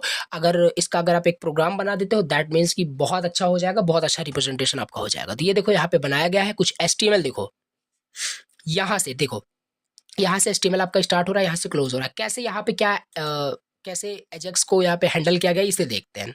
यहाँ से और स्क्रिप्ट टैग यहाँ स्टार्ट हो रहा है, स्क्रिप्ट टैग यहाँ खत्म, यहाँ पे जावा स्क्रिप्ट का कोड लिखा गया है और इसी में देखोगे कि आपका भी क्या होगा, एजेक्स कॉल को हैंडल किया। तो एक XML HTTP ऑब्जेक्ट आप पहले क्रिएट करोगे क्योंकि उसी के अंदर कॉल बैक होगा। तो यहाँ पे देखो क्रिएट किया गया, सिंपल, राइट। फिर आपको टाइप ऑफ रिक्वेस्ट आपको डिफाइन करना पड़ेगा कि किस टाइप ऑफ रिक्वेस्ट को आप वहाँ पे क्या करना चाहते हो, हैंडल करना। लाइक गेट रिक्वेस्ट है कि पोस्ट रिक्वेस्ट है। अब जैसे हम वेदर की डिटेल्स को देखना चाहते हैं तो this is like a gate request आपका था, ठीक। तो ये देखो गेट रिक्वेस्ट किया। फिर what to do when the process response is received, तो जब आपका रिस्पॉन्स आएगा सर्वर से तो आपको करना क्या है, ठीक है। तो यहाँ पे देखो इनर HTML, यानी वो जो टेक्स्ट आएगा सर्वर से वो आपको उसके इनर HTML में उसको शो कर देना, एज अ रिजल्ट शो कर देना। अब ये चीज़ तो देखो इंडिविजुअल अगर जाएंगे तो बहुत ज़्यादा लेंदी बनेगा टॉपिक, ठीक। तो चाहो तो इग्नोर कर सकते हो, बाकी ये उतना बहुत ईजी है आपका ये। तो ये अगर प्रोग्राम अगर आप लिख देते हो ना तो बहुत ही कि अच्छा होगा। सो ये हो गया आपका कि किस तरीके से काम कर रहा है। तो आई होप समझ में आया हो। अब इसका एडवांटेज थोड़ा सा देख लेते हैं कि एजेक्स का क्या क्या एडवांटेज होता है। तो परफॉर्मेंस काफ़ी ज़्यादा फास्ट होता है, राइट। इम्प्रूव्ड यूजर एक्सपीरियंसेस, तो ये भी लिख सकते हो। Ajax allow for smoother and ये सारी चीज़ें। एजेक्स का कंसेप्ट अगर आपको क्लियर है तो एडवांटेज तो खुद भी लिख पाओगे। फास्टर यहाँ पे है आपका performance, improved user experiences, right. Reduce करता है बैंडविड्थ यूजर्स को, एसिंक्रोनस प्रोसेसिंग होता है, पार्शियल पेज अपडेट यहाँ पे ये भी फंक्शनलिटी हमें प्रोवाइड करता है। हमें पूरे पेज को लोड नहीं करना पड़ता। अगर हम पूरे पेज को लोड करेंगे तो हमारा जो परफॉर्मेंस है काफ़ी स्लो होगा, राइट। हमें खाली इंपॉर्टेंट इन्फॉर्मेशन को हम वहाँ पे अपडेट करते हैं। लाइक हमने बहुत सारे एग्जाम्पल अभी देखे। ओके, सो ये बेसिकली आपका क्या है, किस तरीके से एजेक्स आपका काम करता है। ओके, अब ये हो गया आपका क्या, जावास्क्रिप्ट का जो पोर्शन है हो गया फिनिश। एक बार मैं आपको थोड़ा सा दिखाऊं, अभी एक टॉपिक आपका बचा हुआ है जावास्क्रिप्ट में, ये मैं सोचना छोड़ दिया हूँ, क्लाइंट साइड वेरिफिकेशन। तो सारे टॉपिक्स हमने ये एजेक्स हम पढ़ रहे थे, ये हमने देख लिया। अब इसी में आपका आता है तभी हमने जो उसको स्किप किया था, जो कि था आपका स्टार्टिंग में क्लाइंट साइड वेरिफिकेशन, वो समझ लेते हैं। ये है आपका क्लाइंट साइड वैलिडेशन था, ठीक। तो देखो ये काफ़ी इंपॉर्टेंट है, इसे आप नोट डाउन कर लो, मोस्ट इंपॉर्टेंट टॉपिक है, ये पूछा जाता है, राइट। और पूरा प्रोग्राम आपसे कराया जाता है। तो समझते हैं step by step client side validation है क्या, प्रोग्राम भी देखेंगे। देखो क्लाइंट साइड वैलिडेशन, इसका सिंपल मतलब ये है कि देखो आप क्या करते हो, आप कोई भी वेब पेज बनाए, ठीक। आपने कोई मान लेते हैं आपने कोई वेबसाइट बनाया और उस वेबसाइट में आप क्या कर रहे हो, जैसे यहाँ पे एग्जाम्पल लेते हैं, आपने एक सेकंड, आपने क्या किया, कोई एक वेबसाइट बनाया, वेब पेज बनाया। जिस वेब पेज से क्या कर रहे हो, यूजर से आप रजिस्टर करा रहे हो। यूजर का सिंपल आप क्या कर रहे हो, इन्फॉर्मेशन ले रहे हो, कलेक्ट कर रहे हो, रजिस्टर करा रहे हो। कहने का मतलब ये है डेटाबेस में स्टोर कर रहे हो। तो होगा क्या, आप यूजर आपके वेबसाइट पे क्लिक करेगा, वो अपना यहाँ पे एक आपका फील्ड यहाँ पे है, इनपुट फील्ड है, नेम करके और एज करके, ऐसे डिफरेंट इनपुट फील्ड यहाँ पे दिए हैं। लास्ट में यहाँ पे क्या है, सबमिट का बटन दिया हो। जैसे गूगल फॉर्म फिल नहीं करते हो, वहाँ पे डिटेल फिल करते हो, फिर सबमिट कर देते हो, फिर वो डिटेल चला जाता है, यानी डेटाबेस में स्टोर हो जाता है, ऐसा कुछ। तो ये डिफरेंट फील्ड्स होंगे, ठीक है। तो ये यूजर को दिखेगा, ये क्लाइंट साइड उसको दिखेगा। ठीक। अब क्या होगा, सारा डिटेल को फिल किया, फिल करने के बाद सबमिट कर देगा। सबमिट करने के बाद ये आपका डेटाबेस में जाके डेटा स्टोर हो जाता है। ठीक, ये सिंपल प्रोसेस होता है और ये होना चाहिए, इसी तरीके से होना चाहिए। तो लेकिन एक प्रॉब्लम भी हो सकता है, मान लो यूज़र ऐसा है कि वो इस फील्ड को फिल ही नहीं किया, इस फील्ड को फिल किया, इस फील्ड को फिल्ड किया और यहाँ पे सबमिट बटन पे क्लिक कर दिया, तब भी आपका ये अगर फॉर्म सबमिट हो गया, इट मीन्स फिर आपका एक सही क्लाइंट साइड वैलिडेशन आपने सही से नहीं किया। क्लाइंट साइड वैलिडेशन का मतलब यही है कि जो नेसेसरी इंफॉर्मेशन है पहले क्लाइंट उसे फिल कर ले, देन उसे सबमिट करे। ठीक है, तो ये सिंपल चीज है। तो आप क्या कर सकते हो, काफी सारे मेथड्स है क्लाइंट साइड वैलिडेट करने का भी हम देखेंगे। पहला मेथड ये है कि इस फील्ड को हमें रिक्वायर्ड फील्ड कर दें, एट्रीब्यूट दे दें, तो आपका ये रिक्वायर्ड जगह सब उसे फिल करना पड़ेगा। एक ऐसा भी प्रॉब्लम इशू हो सकता है, जैसे कि ये जो भी डेटा आपको मिलेगा इनपुट फील्ड से, ये आप कहाँ करोगे, स्टोर करोगे डेटाबेस में। और भैया डेटाबेस में मान लेते हैं डेटाबेस का स्कीमा स्ट्रक्चर इस तरीके से डिफाइन किया गया है कि वैल्यू नल नहीं हो सकती, और यहाँ से क्लाइंट साइड से वैल्यू नल भेजी जा रही है, तो डेटाबेस हो जाएगा क्रैश, में भी हो सकता है पूरी वेबसाइट आपकी क्रैश हो जाए इस एक्टिविटी से। तो ये सब आपको देख के चलना पड़ता है, सारे जो इश्यूज है सब कुछ हैंडल आउट करके चलना पड़ता है। तो क्लाइंट साइड वैलिडेशन इसी में से हमारा पार्ट होता है।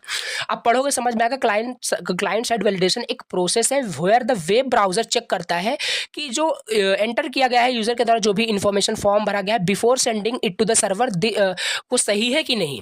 This validation happens on the user's device, the client side ये होता है, using HTML and JavaScript. It helps ensure that the data entered is correct है कि नहीं, कंप्लीट है कि नहीं। ये सारी चीजें सिंपल देखा जाता है क्लाइंट साइड वैलिडेशन में। क्यों इंपॉर्टेंट है पहले ही बता दिया। Immediate feedback, user get instant response if they make a mistake, यानी ये सारी चीज, इसलिए हम क्लाइंट साइड वैलिडेशन यूज करते हैं।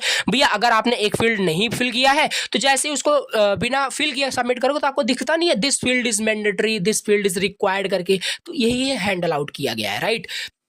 तो ये होता है। दूसरा सर्वर लोड वहाँ पे रिड्यूस होता है। भैया सिंपल सी बात है, अगर आप उसे हैंडल नहीं किए हो, क्लाइंट साइड अच्छे से वैलिडेशन नहीं किए हो, तो बिना फिल किए ही सबमिट कर देगा तो एरर आ जाएगा, सिंपल। ठीक है, तो फिर आपका सर्वर वहाँ पे जो लोड है वो काफ़ी ज़्यादा यानी कि बल्कि हो जाएगा, तो प्रॉब्लम होगी ओवरऑल, कहने का मतलब है। तो इसके इंपॉर्टेंस आप ले सकते हो क्लाइंट साइड वैलिडेशन के क्या क्या है। इम्प्रूव यूजर एक्सपीरियंसेस, ये भी आप राइट कर सकते हो। Quick error message helps user कोई without waiting for the server response, तो उसे तुरंत एरर दिखा देगा कि ये प्रॉब्लम है। अब हम इसको थोड़ा समझते हैं कितने टाइप से हम क्लाइंट साइड वैलिडेशन कर सकते हैं। कितने टाइप से हम क्लाइंट साइड वैलिडेशन कर सकते हैं। पहला रिक्वायर्ड फील्ड वैलिडेशन, पहला ये है। दूसरा डेटा टाइप, ऐसे समझेंगे यहाँ पे। तो पहला हमारे पास है required field validation, ensure that certain fields are not left empty. ऐसे जैसे इनपुट टैग हमारे पास था, जो भी एग्जांपल ले रहे थे, अब यहाँ पे अगर हम ये रिक्वायर्ड फील्ड न लगाते तो इस इनपुट फील्ड को बिना फिल किए भी सबमिट किया जा सकता है, राइट। लेकिन अगर यहाँ पे हम ये ये यूज कर लें, रिक्वायर्ड कीवर्ड यूज कर लें इस इनपुट टैग के अंदर, तो होगा क्या, इस इनपुट टैग में आपको कुछ ना कुछ वैल्यू फिल करनी ही पड़ेगी, राइट। तो ये आपका रिक्वायर्ड हो जाएगा। इस तरीके से भी आपका देखो क्लाइंट साइड वैलिडेट हो गया कि नहीं, ये सिंपल। दूसरा हमारे पास है data type validation. Data type validation क्या होता है, मतलब check if the enter data match the expected type और नॉट। सिंपल सी बात है भैया, आपने इनपुट टाइप बनाया है किसका, नंबर का आपने बनाया कि हम इस इनपुट फील्ड में कोई इनपुट आपने वहां पे देखो, आप क्या किए हो, आप यूजर से इनपुट ले रहे हो मोबाइल नंबर, आपने नंबर इनपुट दिया है और यूजर एंटर कर रहा है ABCD एंटर कर रहा है, तो ये रॉन्ग है कि नहीं। अगर आपने वैलिडेट नहीं किया होता तो वो ABCD एज अ नंबर जाके स्टोर हो जाता डेटाबेस में, प्रॉब्लम क्रिएट किया यहाँ पे। तो ये भी हैंडल करोगे। और डेटा टाइप वैलिडेशन यानी यहाँ पे टाइप आपको नंबर देना है, तो ये भी एक तरीके का वैलिडेशन ही है।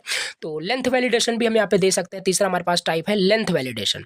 लेंथ वैलिडेशन का मतलब ये है कि भैया सभी को पता है कि जो मोबाइल नंबर होता है 10 डिजिट का होता है, राइट। आप कोई मोबाइल नंबर में ऐसा ना हो कि 15 डिजिट का कोई मोबाइल नंबर डाल रहा है, राइट, और डेटाबेस में वो स्टोर भी हो जा रहा है, तो प्रॉब्लम होगी, सिंपल सी बात है। तो मिनिमम लेंथ और मैक्सिमम लेंथ करके एक एट्रीब्यूट होता है, वो अपने टैग में यूज कर सकते हो। मिनिमम लेंथ 5 होना चाहिए, मैक्सिमम ये होना चाहिए, तो ये भी आप दे सकते हो अकॉर्डिंग टू योर यूज। जो भी आप जिस तरीके का वैलिडेशन लगाना है, इतने टाइप्स के आपके वैलिडेशन यहाँ पे होते हैं। पहला रिक्वायर्ड हो गया, डेटा टाइप वैलिडेशन हो गया, लेंथ वैलिडेशन हो गया, आगे और भी होता है पैटर्न मैचिंग भी हमारे पास यहाँ पे वैलिडेशन होता है। मतलब use regular expression to ensure that input follow the specific format और नॉट। जैसे कि यहाँ पे इनपुट टाइप ईमेल की बात कर रहे हैं, अगर जैसे आपने इनपुट क्या कर दिया, आपने जो भी इनपुट आप ले रहे हो यूजर से, अगर इनपुट टाइप लाइक ईमेल है, तो ईमेल के अलावा अगर कोई वहाँ पे टेक्स्ट एंटर किया जाएगा तो वहाँ पे मतलब कि वहाँ पे ये सिंबल आपका @ का जो सिंबल होता है वो कंटेन होना चाहिए ईमेल के अंदर। अगर ये भूल जाते हो तब भी बताएगा कि भैया आप गलत ईमेल यहाँ पे एंटर किए हो, बिना इसके कौन सी ईमेल आईडी होती है। ठीक, तो ये कंसेप्ट आपको समझ में आया कि किस तरीके से यहाँ पे देखो वैलिडेशन यहाँ पे किया जा रहा है, किस तरीके से यहाँ पे वैलिडेशन किया जा रहा है। ठीक, तो ये हो गया हमारा पैटर्न मैचिंग हो गया। अब इसके बाद हमारे पास नेक्स्ट आता है रेंज वैलिडेशन। ये भी एक टाइप का क्या है, ये भी एक टाइप का वैलिडेशन, एक सेकंड, एक ये भी एक तरीके का वैलिडेशन यहाँ पे होता है। तो रेंज वैलिडेशन क्या होता है, ensure that numbers are within a certain range और नॉट। ये भी आप दे सकते हो, कभी आपको रेंज लेना होता है यूजर से तो इसका भी वैलिडेशन कर सकते हो, मिनिमम मैक्सिमम, ये एट्रीब्यूट की हेल्प से हो पा रहा है। तो यही है आपका कितने टाइप से आप देखो वैलिडेशन यहाँ पे कर पा रहे हो। एक एग्जांपल समझ लेते हैं, आपका क्लियर हो जाएगा। ठीक, देखो यहाँ पे एक फॉर्म बनाया गया, वही एग्जांपल है और कुछ नहीं, यही आपका फॉर्म है। अब इस फॉर्म में क्या होगा, इस फॉर्म में जैसे इस फॉर्म को सबमिट किया जाएगा, ऑन सबमिट, ये फॉर्म जैसे सबमिट किया जाएगा तुरंत आपका पहले ये भैया फॉर्म को वैलिडेट कर लेना, फॉर्म को पहले वैलिडेट कर लेना कि फॉर्म आपका वैलिडेट है कि नहीं, फॉर्म आपका वैलिडेट है कि नहीं, ये आपका एक फंक्शन है सिंपल। जैसे ही इस फॉर्म को आप सबमिट करोगे पहले तो ये फंक्शन आपका कॉल हो जाएगा। ठीक, इस फंक्शन कॉल होने का मतलब है कि पहले इस फॉर्म को चेक किया जाएगा कि सारे सारे फील्ड, सारे जो भी डिटेल्स एंटर किया गया है बाय द यूजर वो करेक्ट है कि नहीं।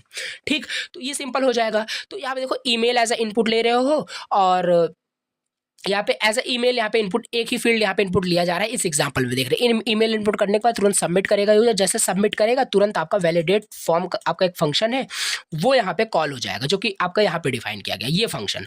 और ये फंक्शन क्या कर रहा है, ये फंक्शन देखो इस तरीके से चेक कर रहा है। वो तो हमने देखा उस तरीके से भी हमने जो डिफरेंट हमने टाइप्स देखे उस तरीके से वैलिडेशन कर सकते हैं और इस तरीके से भी वैलिडेशन हम कर सकते हैं। जैसे हम चेक कर लेंगे, पहले तो हम ईमेल को एक्सेस करेंगे। ठीक है, ईमेल को हमने यहाँ पे एक्सेस कर लिए और चेक कर लिया, अगर ईमेल का जो कंटेंट है, यानी ईमेल अगर आपका क्या है, नल है, ईमेल अगर आपका एम्प्टी है, बिना उसके वो फिल कर रहा है, सबमिट कर रहा है, तो हम बता देंगे email must be filled out, ऐसा कुछ वहाँ पे जो भी मैसेज हमें दिखाना है अलर्ट मैसेज हम शो कर सकते हैं। तो कुल मिला के ये जो फंक्शन है आपका चेक कर रहा है कि ईमेल फील्ड वो आपका एम्प्टी है कि नहीं, ये सारी चीज़ें यहाँ पे चेक कर रहा है। राइट, तो यही है आपका क्लाइंट साइड वैलिडेशन और इसमें बहुत बड़ी चीज़ नहीं है। देखो यही आपका करना है कि कुल मिला के जो क्लाइंट साइड से जो भी डेटा आ रहा है वो कंप्लीट आना चाहिए और करेक्ट आना चाहिए, बस इतना ही क्लाइंट साइड वैलिडेशन का मतलब। पहला हमने देखा required field validation, data type validation, length validation, pattern matching and range validation हमने देखा और एक एग्जाम्पल यहाँ पे देख लिया। राइट, ऐसे बहुत सारे एग्जाम्पल आप राइट डाउन कर सकते हो। तो ये हो गया आपका क्या, क्लाइंट साइड वैलिडेशन फिनिश। तो ये काफ़ी इंपॉर्टेंट टॉपिक है और इस पे प्रोग्राम भी आपसे पूछा जा सकता है ऑल्सो, तो अच्छे से आप इसे प्रिपेयर कर लेना। अब इसके बाद हम अपना अगला टॉपिक देखते हैं। हमने पहला स्क्रिप्टिंग पूरा फिनिश कर लिया। राइट, हमने पूरा स्क्रिप्टिंग यहाँ पे फिनिश कर लिया। अभी देखोगे तो सारे टॉपिक्स आपके यहाँ पे फिनिश है। अभी चलो स्टार्ट करते हैं अब नेटवर्किंग। ठीक है, इसे थोड़ा सा फास्ट वर्ड में चलते हैं, जल्दी जल्दी खत्म करते हैं। थ्योरेटिकल कंसेप्ट है, नोट्स आपके पास रहेगा, इजी लैंग्वेज में लिखा है, रीड करोगे समझ में आ जाएगा। नेटवर्किंग ये समझते हैं इन डिटेल, चलो समझते हैं, तो देखते हैं। तो भैया अभी यहाँ पे नेटवर्किंग का कंसेप्ट चलो समझते हैं। राइट, देखो अब इसमें मैं बहुत इंपॉर्टेंट टॉपिक कवर करूंगा, इन डिटेल नहीं चलूंगा। ठीक है, जैसे आईपी एड्रेस का कंसेप्ट आपका उसमें है, मतलब जिस तरीके से क्वेश्चन पूछा गया है एग्जाम में वही सारे क्वेश्चन यहाँ पे मैं कवर करने वाला हूँ। बाकी देखो अब यहाँ पे आपका नेटवर्किंग है, इसके अंदर पहला कंसेप्ट आपका आता है। देखो नेटवर्क क्या होता है सब आपको ऑलरेडी मैं बता रखा हूँ। राइट, अब आईपी एड्रेसिंग ये आपसे पूछा गया था, वेरी इंपॉर्टेंट मैंने मेंशन किया है। आईपी एड्रेसिंग क्या होता है और साथ ही साथ इसके टाइप्स भी आपसे पूछे गए थे। क्लासिफिकेशन कहने का मतलब ये पूछा गया था। राइट, तो इसे समझते हैं जल्दी से, आईपी एड्रेस होता क्या है एक्चुअली। ठीक, देखो आईपी मींस इंटरनेट प्रोटोकॉल एक एड्रेस होता है, एक यूनिक आइडेंटिफायर होता है जो हर एक डिवाइस का होता है। ठीक है, जब कोई डिवाइस नेटवर्क के साथ कनेक्ट करता है, इंटरनेट के साथ कनेक्ट करता है, तो उसका एक आईपी एड्रेस जनरेट होता है जो कि यूनिक आइडेंटिफायर होता है। It acts like a postal address ensuring data is sent to the correct destination और नॉट ऑन द इंटरनेट। आपको याद होगा हमने जब यूनिट फर्स्ट पढ़ा था उसमें एसएमटीपी और वहाँ पे हमने POP3 देखा था, तो वहाँ पे हम यही देखे थे कि आईपी क्या करता है, ये आपका इंटरनेट प्रोटोकॉल होता है जो डिसाइड करता है कि आपका जो भी कम्युनिकेशन है, जो भी डेटा आप सेंड कर रहे हो ओवर द इंटरनेट, वो चेक करता है कि वो करेक्ट डेस्टिनेशन पे जा रहा है कि नहीं। यहाँ पे वही लिखा हुआ है, think of it as your computer's personal phone number that other device use to find and communicate with it. Simple. IP address, जैसे आप इंटरनेट से कनेक्टेड हो, अभी आपका स्मार्टफोन इंटरनेट से कनेक्ट है, आप वीडियो देख पा रहे हो, आपके डिवाइस का भी एक यूनिक IP एड्रेस है। उस IP एड्रेस से आपके बेसिक जो भी कंप्यूटर, जो भी डिवाइस है उसके बारे में इंफॉर्मेशन को निकाला जा सकता है। सिंपल एज दैट, यहाँ पे वही लिखा हुआ है। राइट। दो टाइप्स के हमारे आईपी एड्रेस होते हैं, दो टाइप्स के हमारे आईपी एड्रेस होते हैं। आईपी वर्जन 4 होता है और आईपी वर्जन हमारे पास 6 होता है। दो टाइप्स के हमारे पास यहाँ पे आईपी एड्रेस होते हैं। तो आईपी वर्जन 4 की मैं बात करूँ, this is the older and more widely used format. ये ओल्डर और मोस्ट वाइडली यूज्ड आपका फॉर्मेट है। इसमें 30, ये तो थ्योरेटिकल है, प्लीज इसे रीड आउट करना। ये 32 बिट से मिलकर बनता है। It is usually written as a 4 decimal number में हम इसे राइट करते हैं, सेपरेटेड बाय द डॉट्स। इस तरीके से ये जो आईपी एड्रेस आप देखे होंगे इस तरीके से, ये आपका क्या होता है, आईपी वर्जन 4 आपका आईपी एड्रेस होता है। ईच नंबर रेंजेस 0 to 55 के बीच में होता है। ओके, तो IPv4 भी इसी टाइप से होता है, वो आपका 64 बिट का होता है, राइट। तो इसको थोड़ा समझते हैं। देखो अब इसमें हमारे पास क्या आता है, क्लासिफिकेशन। आईपी एड्रेस का क्या क्या क्लासिफिकेशन है ऑल्सो। देखो इंपॉर्टेंट तो है आपका, ये भले ही थ्योरेटिकल है बट इंपॉर्टेंट है ऑल्सो आईपी एड्रेस, और इसके क्लासिफिकेशन को एक्सप्लेन करने के लिए 7 मार्क्स में रिपीटेड टाइम पूछा गया है। इस यूनिट से मैं बात कर रहा हूँ। तो क्लासिफिकेशन ऑफ आईपी एड्रेस को क्लासीफाई किया गया है सिंपल डिफरेंट कैटेगरीज में, उसके क्लास के बेसिस पे। IP address are classified into different categories primarily based on their class. पहला आईपी एड्रेस क्लासेस, पहला IPv4, देन दूसरा हमारे पास IPv6 होगा, ठीक है। तो वो भी इसी तरीके से। अब इसको थोड़ा सा हम समझ लेते हैं, देखो इन डिटेल समझते हैं। तो क्लासिफिकेशन हम देख रहे थे, पहला हमारे पास है IP address class IPv4। IPv4 address are divided into 5 classes. 5 classes में डिवाइड है, class A, class B, class C, class D, class E। The first few bits of the IP address determine its classes. Class A हमारे पास है। देखो इसका range कहाँ से कहाँ तक है ये सब थोड़ा सा देख लेना। अब इसमें मैं कंसेप्ट आपको बताऊँ तो बताओ, क्या ही बताऊँ कि कैसे क्या है, ये सब थ्योरेटिकल बेस्ड है, आपको समझना पड़ेगा। फर्स्ट बिट इसमें स्टार्ट होता है 0 से। पर्पस क्या है आपका, जो ये क्लास A जो आपका आईपी एड्रेस वर्जन जो 4 होता है, large network with the many devices आपका होता है। ओके, तो ये सब थ्योरेटिकल बेस्ड है, प्लीज इसे रीड आउट करना। जो मोस्ट इंपॉर्टेंट कंसेप्ट है वो मैं आपको बताया, और जो आगे कंसेप्ट है वो भी बताऊंगा। तो रेंज का यहाँ पे देखो, क्लास B जो आपका यहाँ पे क्या किया गया, टाइप्स में क्लासिफाइड किया गया है, वो यहाँ से यहाँ तक किया गया है, इसे भी आप रीड करना। Class C, class D, class C, इसी तरीके से ये रहेगा। तो इसे कम से कम आप इसे रेंज और फर्स्ट बिट और इसका पर्पस, ये 3 तो एज ए आपको याद रखना, और ये बिल्कुल इंपॉर्टेंट है। मैं इसको इग्नोर नहीं कर रहा हूँ, आपको बता रहा हूँ कि आपको इसको पढ़ना है जरूर। तो ये इंपॉर्टेंट है। अब इसके बाद हम अपना थोड़ा सा अगला कंसेप्ट देखते हैं, जो कि है इनिट एड्रेस के बारे में। सिलेबस में दिया है इनिट एड्रेस, तो इसे समझते हैं इनिट एड्रेस क्लास होता क्या है। देखो इनिट एड्रेस क्लास जो है ना, in Java is a part of the java.net package. ये एक java.net आपका एक पैकेज होता है, उसका एक पार्ट है आपका क्या, inet address. And it is use to represent an IP address, और आईपी एड्रेस को रिप्रेजेंट करने के लिए हमें इसी क्लास का यूज करते हैं। It provides methods to work, ये मेथड प्रोवाइड करता है to works with both IP version 4 and IP version 6 addresses के लिए। आईपी एड्रेस होता है, दो टाइप्स के आपके आईपी एड्रेस होते हैं, आईपी वर्जन 4, आईपी वर्जन 6। और इसको फर्दर क्लासीफाई करोगे इनके क्लास के बेसिस पे, तो 5 टाइप्स के आपके होते थे, वो हमने अभी ऊपर देखा। Okay, this class allow you, और ये जो इनिट एड्रेस जो क्लास होता है, ये हमें अलाउ करता है resolve host names to IP address and vice versa. देखो सिंपल, इनिट एड्रेस जो क्लास होता है, ये आपका क्या होता है, is a part of the java.net package. Okay, it is used to represent IP address. It provides methods to work, you know, both IP address के साथ ये वर्क करने का मेथड प्रोवाइड करता है हमें। ओके, और ये क्लास अलाउ करता है रिजॉल्व करने के लिए होस्ट नेम को हम आईपी एड्रेस में कन्वर्ट कर सकते हैं। जो होस्ट नेम हमारा लोकल होस्ट जो होता है, उसको हम आईपी एड्रेस में, यू नो, उसका वाइस वर्सा भी कन्वर्ट किया जा सकता है इनिट एड्रेस क्लास के हेल्प से। तो इसमें लिखा है मेन यूज जो होता है इनिट एड्रेस का, resolve host name to IP address. For example convert करना है, ये हमारा होस्ट नेम है www.google.com to it corresponding IP address. इसका आईपी एड्रेस क्या होता है, 192.142.141, ऐसे करके यहाँ पे इसका आईपी एड्रेस होता है। तो यही है सिंपल, कि आपका ये जो इनिट एड्रेस क्लास होता है ना, जो हमारे पास क्या होता है, होस्ट नेम जो होते हैं, उसको आईपी एड्रेस में, यू नो, कन्वर्ट करने के लिए with the help of this classes, inet address class की हेल्प से कन्वर्ट कर पाते हैं, और वाइस वर्सा भी पॉसिबल है। आईपी एड्रेस को होस्ट नेम में भी कन्वर्ट कर सकते हैं। Okay, resolving IP address to host name, converting an IP address back to it host name.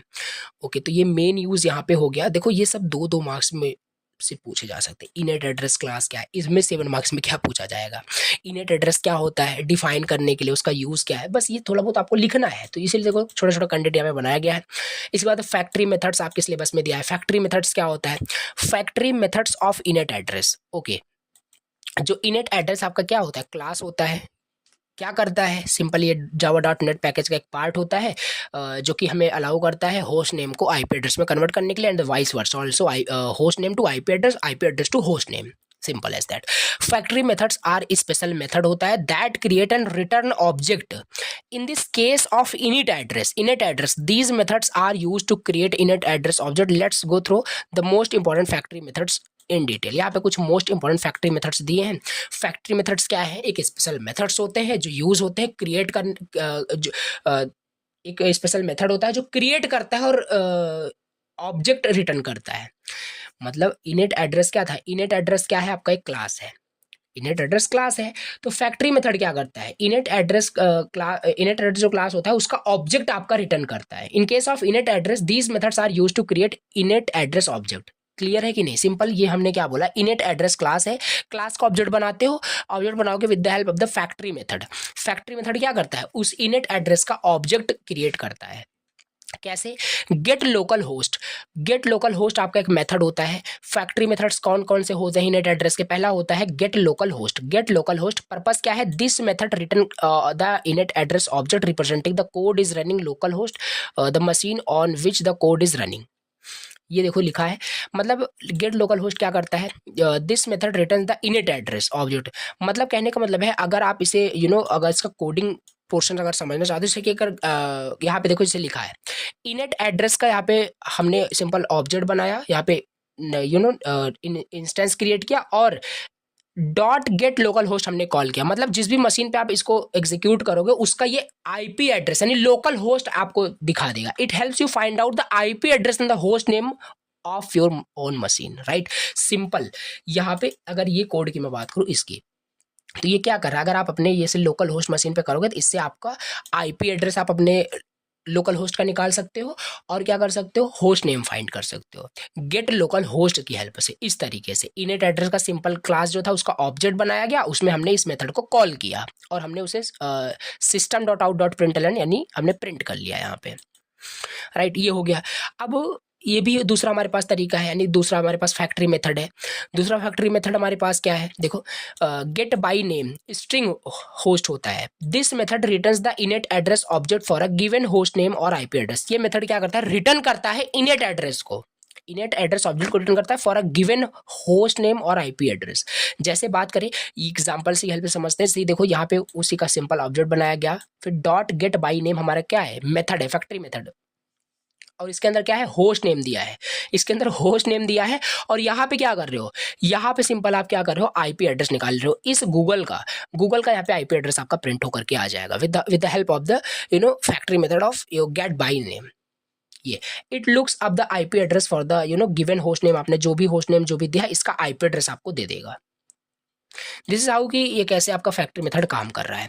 इसी तरीके से आपका गेट ऑल बाय नेम भी होता है, गेट ऑल बाय नेम भी होता है। इसमें क्या क्या होगा, this method returns an array of inet address, एक एरे ऑफ इनिट एड्रेस आपका रिटर्न करेगा। ओके तो इसको थोड़ा सा समझे, जैसे देखो यहाँ पे भी वही सेम चीज किया गया है। अब एरे ऑफ आपका इनिट एड्रेस रिटर्न करेगा तो इसका आपको ऑब्जेक्ट भी बनाना पड़ेगा। तो इनिट एड्रेस आपका एक एरे बनाया गया, क्योंकि जब इसे आप एग्जीक्यूट करोगे तो ये क्या करेगा, एक एरे आपका आपके लिए लेकर के आएगा। तो इस एरे को कहीं ना कहीं स्टोर तो करोगे। अब एरे को वेरिएबल में थोड़ी ना स्टोर करोगे, एरे को एरे वेरिएबल में स्टोर, तो एरे का वेरिएबल बनाया गया और इस होस्ट नेम जो दिया है इसका क्या करेगा, बहुत सारे जो आईपी एड्रेस है, आईपी जो हमारे पास जो इनिट एड्रेस आएगा, जो आईपी एड्रेस आएगा उसका कलेक्शन हम 1 बाय 1 इसे साउट कर पाएंगे, यानी कि हम प्रिंट कर पाएंगे। ये आप रीड करो समझ में आएगा। मल्टीपल, क्योंकि सिंपल सी बात है, आपका कोई अगर लार्ज वेबसाइट है, जैसे इस गूगल की मैं बात करूँ, इसका कोई एक आईपी एड्रेस तो होगा ही नहीं। लार्ज जो हमारे पास वेबसाइट्स होते हैं ना, उसके मल्टीपल आईपी एड्रेसेस होते हैं। तो वो सारे अगर गेट ऑल बाय नेम करोगे तो सारे आईपी एड्रेस आपको एक एरे के फॉर्मेट में देगा। उस एरे को आप यहाँ पे क्या कर रहे हो, फॉर लूप का यूज करके सिंपल यहाँ पे आइटरेट कर रहे हो और प्रिंट कर रहे हो, सारे आईपी एड्रेस वहाँ पे प्रिंट हो जाएगा, पर्टिकुलर होस्ट नेम जो गिवन है। फिर हमारे पास होता है गेट बाय एड्रेस। देखो ये सब अगर थ्योरेटिकल आपको पता रहेगा तो आप लिख सकते हो अपने इजी लैंग्वेज में। गेट बाय एड्रेस, बाइट आपका यहाँ पे एड्रेस होता है। This method returns an inet address object for a given raw IP address in the form of the byte array. यहाँ पे बाइट एरे है बस और कुछ नहीं। और उसी तरीके से यहाँ पे भी है, यहाँ पे देखो प्रिंट किया गया, it creates an inet address object directly from an IP address provided as a byte array. ये सिंपल। अच्छा अब इसके बाद हम देखते हैं अपना थोड़ा सा अगर समरी टाइप का देख ले कि फैक्ट्री मेथड्स का काम क्या है।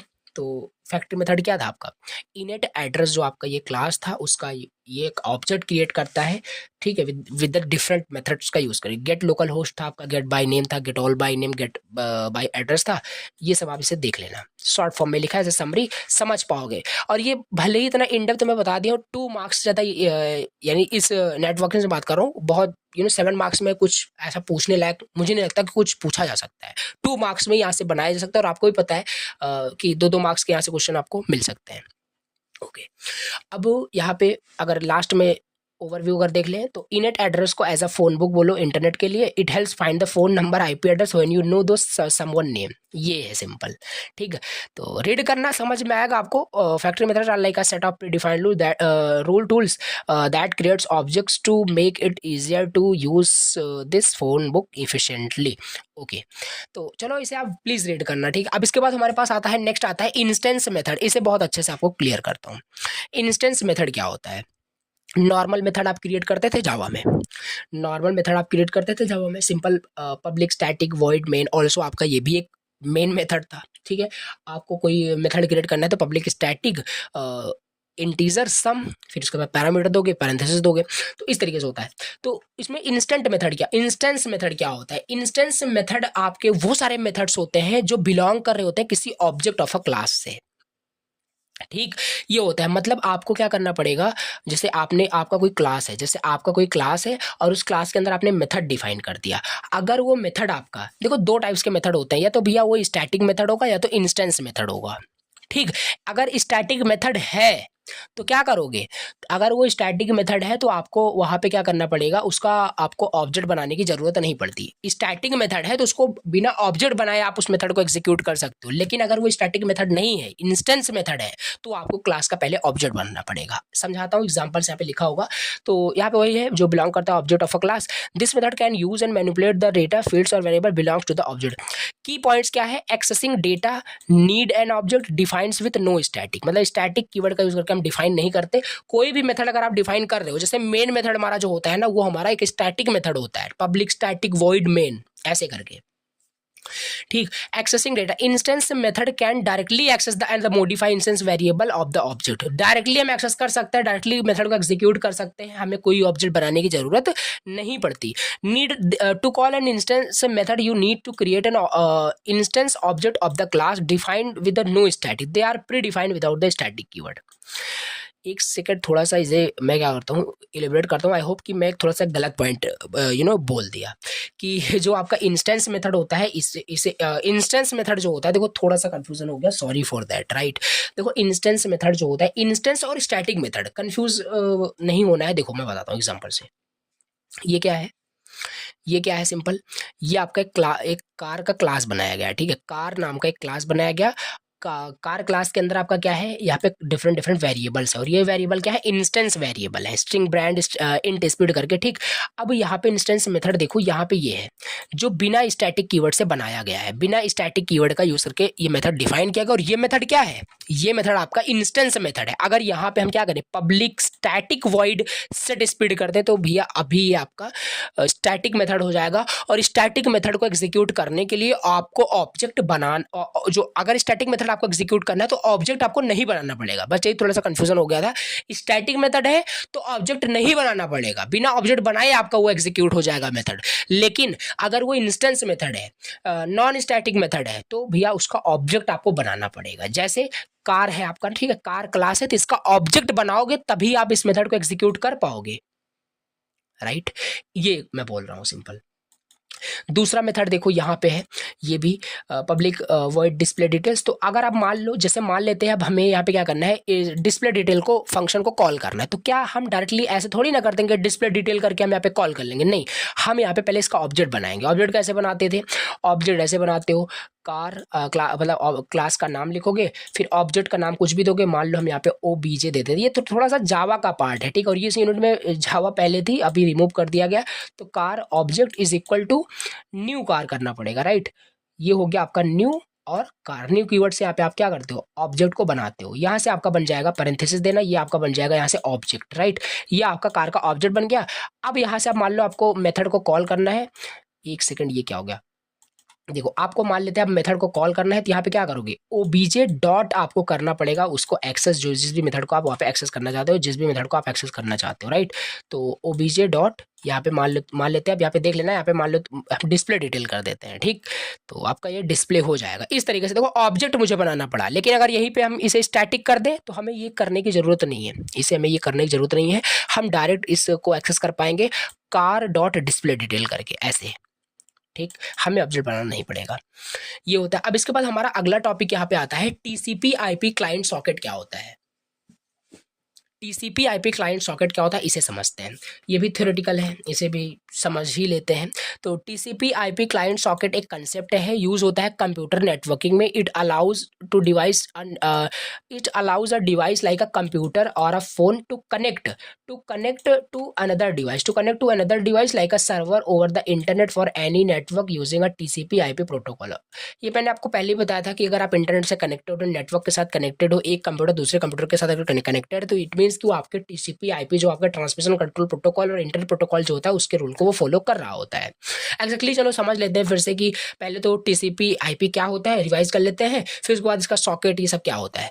टीसीपी ट्रांसमिशन कंट्रोल प्रोटोकॉल था, ये इंश्योर करता है कि जो डेटा सेंड हो रहा है ओवर द नेटवर्क को डिलीवर हो रहा है एक्यूरेटली, करेक्ट मतलब एक्यूरेटली डिलीवर हो रहा है कि नहीं, राइट ऑर्डर में हो रहा है कि नहीं, ये होता है ट्रांसमिशन कंट्रोल प्रोटोकॉल।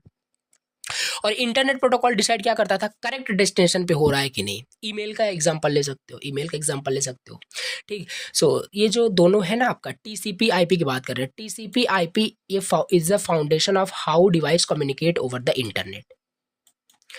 और इसके बाद चलो टीसीपी आईपी तो क्लियर था, क्लाइंट का भी मतलब समझ में आ रहा था। सॉकेट का मतलब यहाँ पे क्या है, socket is like a plug that allows a program on your device to connect to another device over network. मतलब कि सॉकेट जो है it is like a plug that allow करता है प्रोग्राम को on your device to connect to the another device, एक device को दूसरे डिवाइस के साथ भी कनेक्ट करते हो ओवर अ नेटवर्क, तो यहाँ पे आपका सॉकेट यूज होता है, ठीक। सॉकेट प्रोग्रामिंग अभी आगे हम देखेंगे। तो क्लाइंट सॉकेट जो होता है ना, वो यूज होता है डिवाइस को दैट इनिशिएटिंग द कनेक्शन, मतलब कि एक डिवाइस को दूसरे डिवाइस के साथ अगर कनेक्ट करना है तो सॉकेट की हेल्प है। Socket is like a plug आप बोल सकते हो, दैट अलाउ करता है एक प्रोग्राम को on your device to connect to the another device over a network. कैसे काम करता है आपका टीसीपी आईपी, ये कैसे काम करता है इसे देख लेते हैं। क्रिएटिंग अ सॉकेट, पहले सॉकेट क्रिएट किया जाता है, the client creates a socket to start the connection, okay.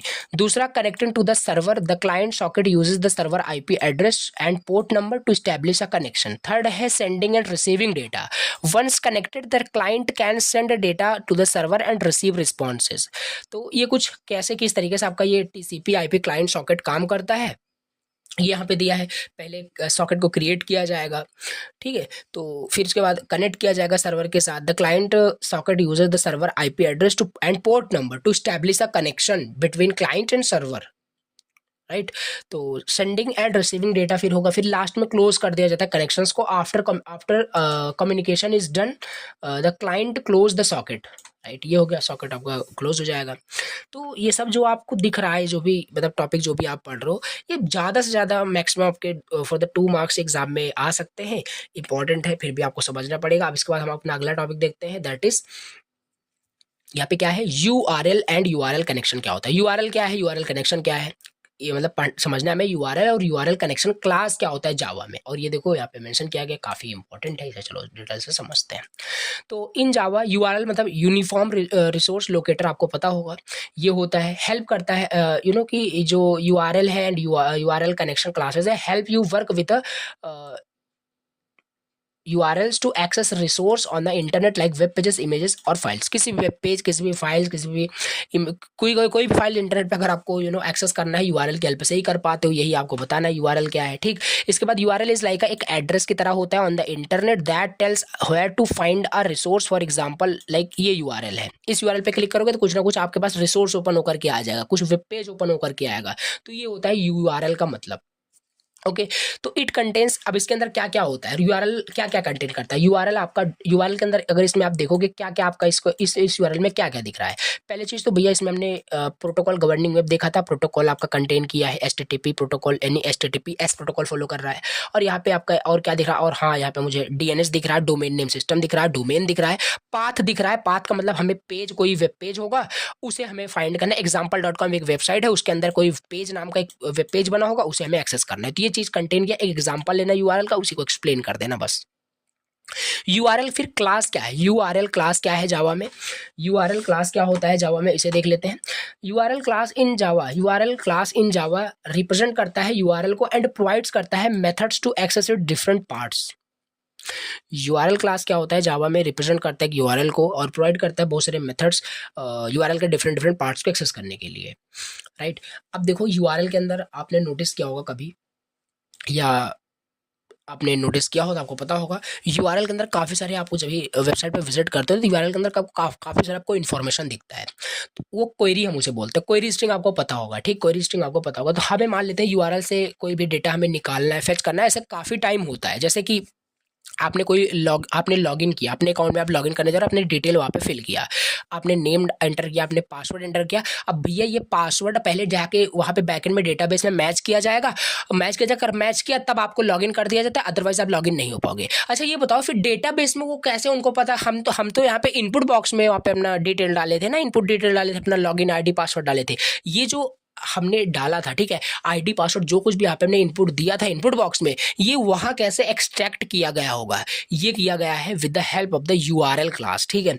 और यूआरएल क्लास में से हमारे पास बहुत सारे मेथड्स होते हैं जिससे कि हम यूआरएल के अंदर क्वेरीज को निकाल सकते हैं। जब भी आप सबमिट करते हो ना तो यूआरएल में वो इन्फॉर्मेशन बैकएंड में जाती है, ठीक। तो ये कुछ इस तरीके से काम कर रहा है।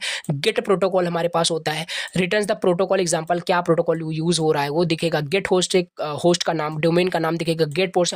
इंपॉर्टेंट ये है गेट क्वेरी जो हम बता रहे हैं, जो भी जस्ट हम एग्जांपल ले रहे हैं कि क्वेरी कैसे निकलेगा, पैरामीटर्स यानी नेम पासवर्ड ये सब इसी के अंदर जाता है, इसी से वो एक्सट्रैक्ट किया जाता है सर्वर में, और सर्वर में फिर वो मैच किया जाता है with the database stored value जो कुछ भी वहाँ पे आपका होता है। एग्जाम्पल अगर देखना चाहो तो ये आप एग्जाम्पल अगर आप लिख पाओ तो लिख दो, ठीक है, अदरवाइज स्किप भी कर सकते हो। बाकी ये बहुत इजी टाइप का आपका है, यहाँ पे बस समझना है थोड़ा सा कि जैसे देखो यहाँ पे क्या किया गया है, java.net.star कर सकते हो, java.net.url, यानी यूआरएल को आप क्या कर रहे हो, इंपोर्ट कर रहे हो पैकेज को, क्लास को। अब यहाँ पे क्या होगा, ये बनाया गया है सिंपल मेन मेथड है, इसके अंदर देखो ट्राई, क्योंकि ये एरर भी प्रोड्यूस कर सकता है, और यहाँ पे ट्राई कैसे है इसको हैंडल किया गया है, इसका सिंपल यूआरएल का ऑब्जेक्ट बनाया गया और ये चीज़ की गई। इसको ट्राई भी करके देख सकते हो, ये किया गया। अब इसमें सब कुछ एक्सेस किया जा रहा है, प्रोटोकॉल जब यहाँ पे प्रिंट किया जाएगा तो प्रोटोकॉल एचटीटीपी प्रिंट होगा, और होस्ट आपका यहाँ पे पूरा प्रिंट होगा जो भी होस्ट पे आपका चल रहा है। और अगर यहाँ पे बात करें गेट क्वेरी में बात करें तो ये क्वेरी आपका है, क्वेश्चन मार्क के आगे जो कुछ भी है, नेम इज इक्वल टू, ये आपका दिख रहा है ना, ये आपका प्रिंट हो जाएगा पूरा, तो करके भी आप ट्राई कर सकते हो। ओके तो ये हो जाएगा आपका क्या, हमने देख लिया कि कैसे आपका यूआरएल एंड यूआरएल क्लास काम करता है। इसके बाद हमारे पास अगला टॉपिक है टीसीपी आईपी सर्वर सॉकेट क्या होता है, टीसीपी आईपी सर्वर सॉकेट क्या होता है, राइट। देखो इसमें क्या होता है, server socket are use to create a server that listen for and accept request from clients over the internet. It is the part of the TCP/IP protocol which ensure reliable communication between devices. Okay I hope समझ में आया हो। Server socket हमारा use होता है create करने के लिए सर्वर को, जो लिसन करता है, जो भी क्लाइंट साइड से जो भी रिक्वेस्ट आ रही है, किसी पेज को एक्सेस करना, कुछ भी एक्सेस करना, वेबसाइट के पेज को, डिफरेंट डिफरेंट चीज़ों को, वो रिक्वेस्ट यहाँ पे सर्वर सॉकेट में लिसन किया जाता है। यानी कि क्रिएट मतलब जो हम बात कर रहे हैं, जैसे क्लाइंट साइड से क्या होता है, कोई भी मान लेते हैं डिफरेंट डिफरेंट पेज को एक्सेस करने की रिक्वेस्ट आ रही है, ओके तो ये सर्वर सॉकेट ही हमें वहाँ पे यूज होता है क्रिएट करने के लिए एक सर्वर को जो लिसन कर रहा होगा वहाँ पे रिक्वेस्ट को। सिंपल सी बात है, आप google.com खोलते हो, google.com में डिफरेंट डिफरेंट आपके मान लेते हैं पेजेस है, आप कोई भी वेबसाइट ले सकते हो, फिर उस वेबसाइट के फर्दर किसी और पार्ट पे जाना चाहते हो तो वहाँ पे वो भैया सिंपल सी बात है, वो रिक्वेस्ट कहीं ना कहीं सुनी जा रही होगी, राइट, कहीं ना कहीं वो रिक्वेस्ट सुनी जा रही होगी, तो वो रिक्वेस्ट फिर एक्सेप्ट हुई, देन वहाँ पे रिस्पॉन्स आता है। तो सिंपल ये है आपका टीसीपी आईपी सर्वर सॉकेट किस तरीके से काम करता है। इसके बाद यहाँ पे समझते हैं कि ये सॉकेट का मतलब क्या है, ठीक है, व्हाट इज सॉकेट, इसे समझ लेते हैं। तो यहाँ पे लिखा है a socket is an end point for sending और receiving data across a computer network. तो ये सॉकेट का सिंपल मतलब है it is like a plug, हमने बताया था, जो कि कम्युनिकेशन के लिए आपका यूज़ होता है क्लाइंट एंड सर्वर के बीच में। और टीसीपी ये तो सेम वही आ गया, फिर आईपी का मतलब वही आ गया, सर्वर सॉकेट इन जावा। तो ये सब प्लीज़ अब ये थ्योरेटिकल है, इसे आप देख सकते हो, इसे आप रीड आउट करना, आपके पास नोट्स रहेगा। और लेक्चर काफ़ी लेंदी हो गया है। और तो ये हो गया सॉकेट प्रोग्रामिंग। क्या होता है सॉकेट प्रोग्रामिंग? एक तरीका है इनेबल करने का communication between two computers, right. कोई एक डिवाइस है, दूसरे डिवाइस के साथ कम्युनिकेशन हो पा रहा है with the help of the socket, होता है, हमने देखा पहले ही। तो यही है, उसमें कम्युनिकेशन हो पा रहा है सॉकेट प्रोग्रामिंग की हेल्प से हो पा रहा है। It allows this device to send and receive data like chatting and exchanging files using the internet for any network. तो ये है आपका सॉकेट प्रोग्रामिंग। ये 2 मार्क्स में पूछा जाता है सॉकेट प्रोग्रामिंग क्या होता है, तो आपको ये लिखना है। अब सॉकेट क्या है, वही बार बार फिर से आ रहा है, सॉकेट क्या है, हमने पहले इसे देखा, ठीक। तो सॉकेट प्रोग्रामिंग ये आपको देखना है, ये इंपॉर्टेंट है। एंड द लास्ट टॉपिक आपका यहाँ पे आता है डेटाग्राम क्या होता है, ठीक। डेटाग्राम क्या है? डेटाग्राम ये देखो 2-2 मार्क्स में टॉपिक आ सकते हैं, ऐसा मत सोचना कि ये 7 मार्क्स में क्वेश्चन आपसे पूछा जाएगा और आपका छूट जाएगा। 2-2 मार्क्स ज़्यादा क्वेश्चन पूछा ही नहीं जा सकता, काफ़ी मतलब इंपॉर्टेंट नहीं है इस वजह से। बाकी जो इंपॉर्टेंट थे सारे मैंने इन डिटेल आपसे डिस्कस किया। डेटाग्राम क्या है इसको देख लेते हैं। डेटाग्राम एक स्मॉल सेल्फ कंटेन्ड पैकेट होता है of the data that is sent over a network, that means datagram. Instagram नहीं, डेटाग्राम, ठीक है। Datagram is a small self contained packet होता है डेटा का, जो सेंड किया जाता है over a network. It is a key part of the user datagram protocol UDP, which is a way of sending information between computers unlike a phone call which is a continuous and connected. Okay, sending a datagram is like sending a postcard. You send it out and it gets to the destination without needing other direction. यही होता है datagram. Datagram simple आपका यही होता है कि जो आपका डेटा का जो डिफरेंट डिफरेंट पैकेट्स होते हैं, ठीक है, उसको सेंड करने के लिए ओवर अ नेटवर्क आपका डेटाग्राम यूज होता है। It is a key part of the user datagram protocol, ठीक। Datagram is a way of sending information between different different computers. You can take an example of phone call. Okay, तो characteristics क्या क्या होते हैं datagram के characteristics की बात करें। पहला, connectionless, no need to establish a connection between sender and receiver, it is like a sending a text message without first making a phone call. और unreliable, the datagram might get lost, ये सब आप please red करना कि आपका जो datagram होता है वो लॉस्ट भी हो सकता है। ओके, फास्ट होता है काफ़ी ज़्यादा क्योंकि कनेक्शन लेस होता है, बिटवीन सेंडर रिसीवर के बीच में कोई कनेक्शन इस्टेब्लिश करने की पहले जरूरत नहीं होती, राइट। तो फास्ट होता है because there is no need to set up a connection already. यहाँ पे हमने देखा datagram are sent and received quickly, fast. तो सिंपल स्ट्रक्चर होता है और स्मॉल साइज यहाँ पे होता है। तो ये सब आप देख सकते हो। अब इसी में हमारे पास आ जाता है डेटाग्राम। हमने देखा डेटाग्राम सॉकेट क्या होता है। Datagram socket is a way for a program to send and receive datagram over the network using UDP, user datagram protocol. It's like a door that allows packets datagram to come in and go out. तो इसे please read करना, उतना मतलब easy language में लिखा है, इसमें मैं आपको और ज्यादा क्या कंसेप्ट बता सकता हूँ। थ्योरेटिकल बेस्ड है, मैं पहले ही बताया था, और 2-2 मार्क्स में आपसे एग्जाम में पूछा जा सकता है, इंपॉर्टेंट है ऑल्सो।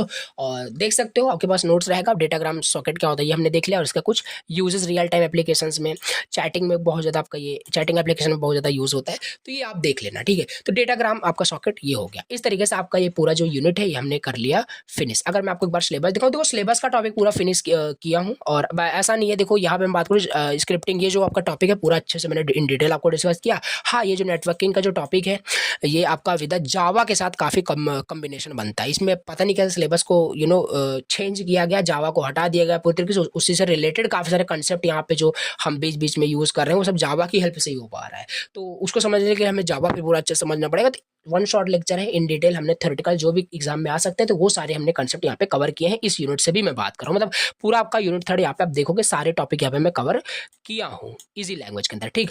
तो हो गया इस तरीके से आपका यूनिट 3 पूरा फिनिश। अब नेक्स्ट लेक्चर के अंदर हम क्या करेंगे, यूनिट 5 डिस्कस करेंगे, ठीक है। यूनिट 5 एंड यूनिट 4 दोनों यूनिट बचा हुआ है, दोनों को हम डिस्कस करेंगे, फिनिश करेंगे। चलो आज के लेक्चर को एंड करते हैं। Thank you so much for watching the lecture.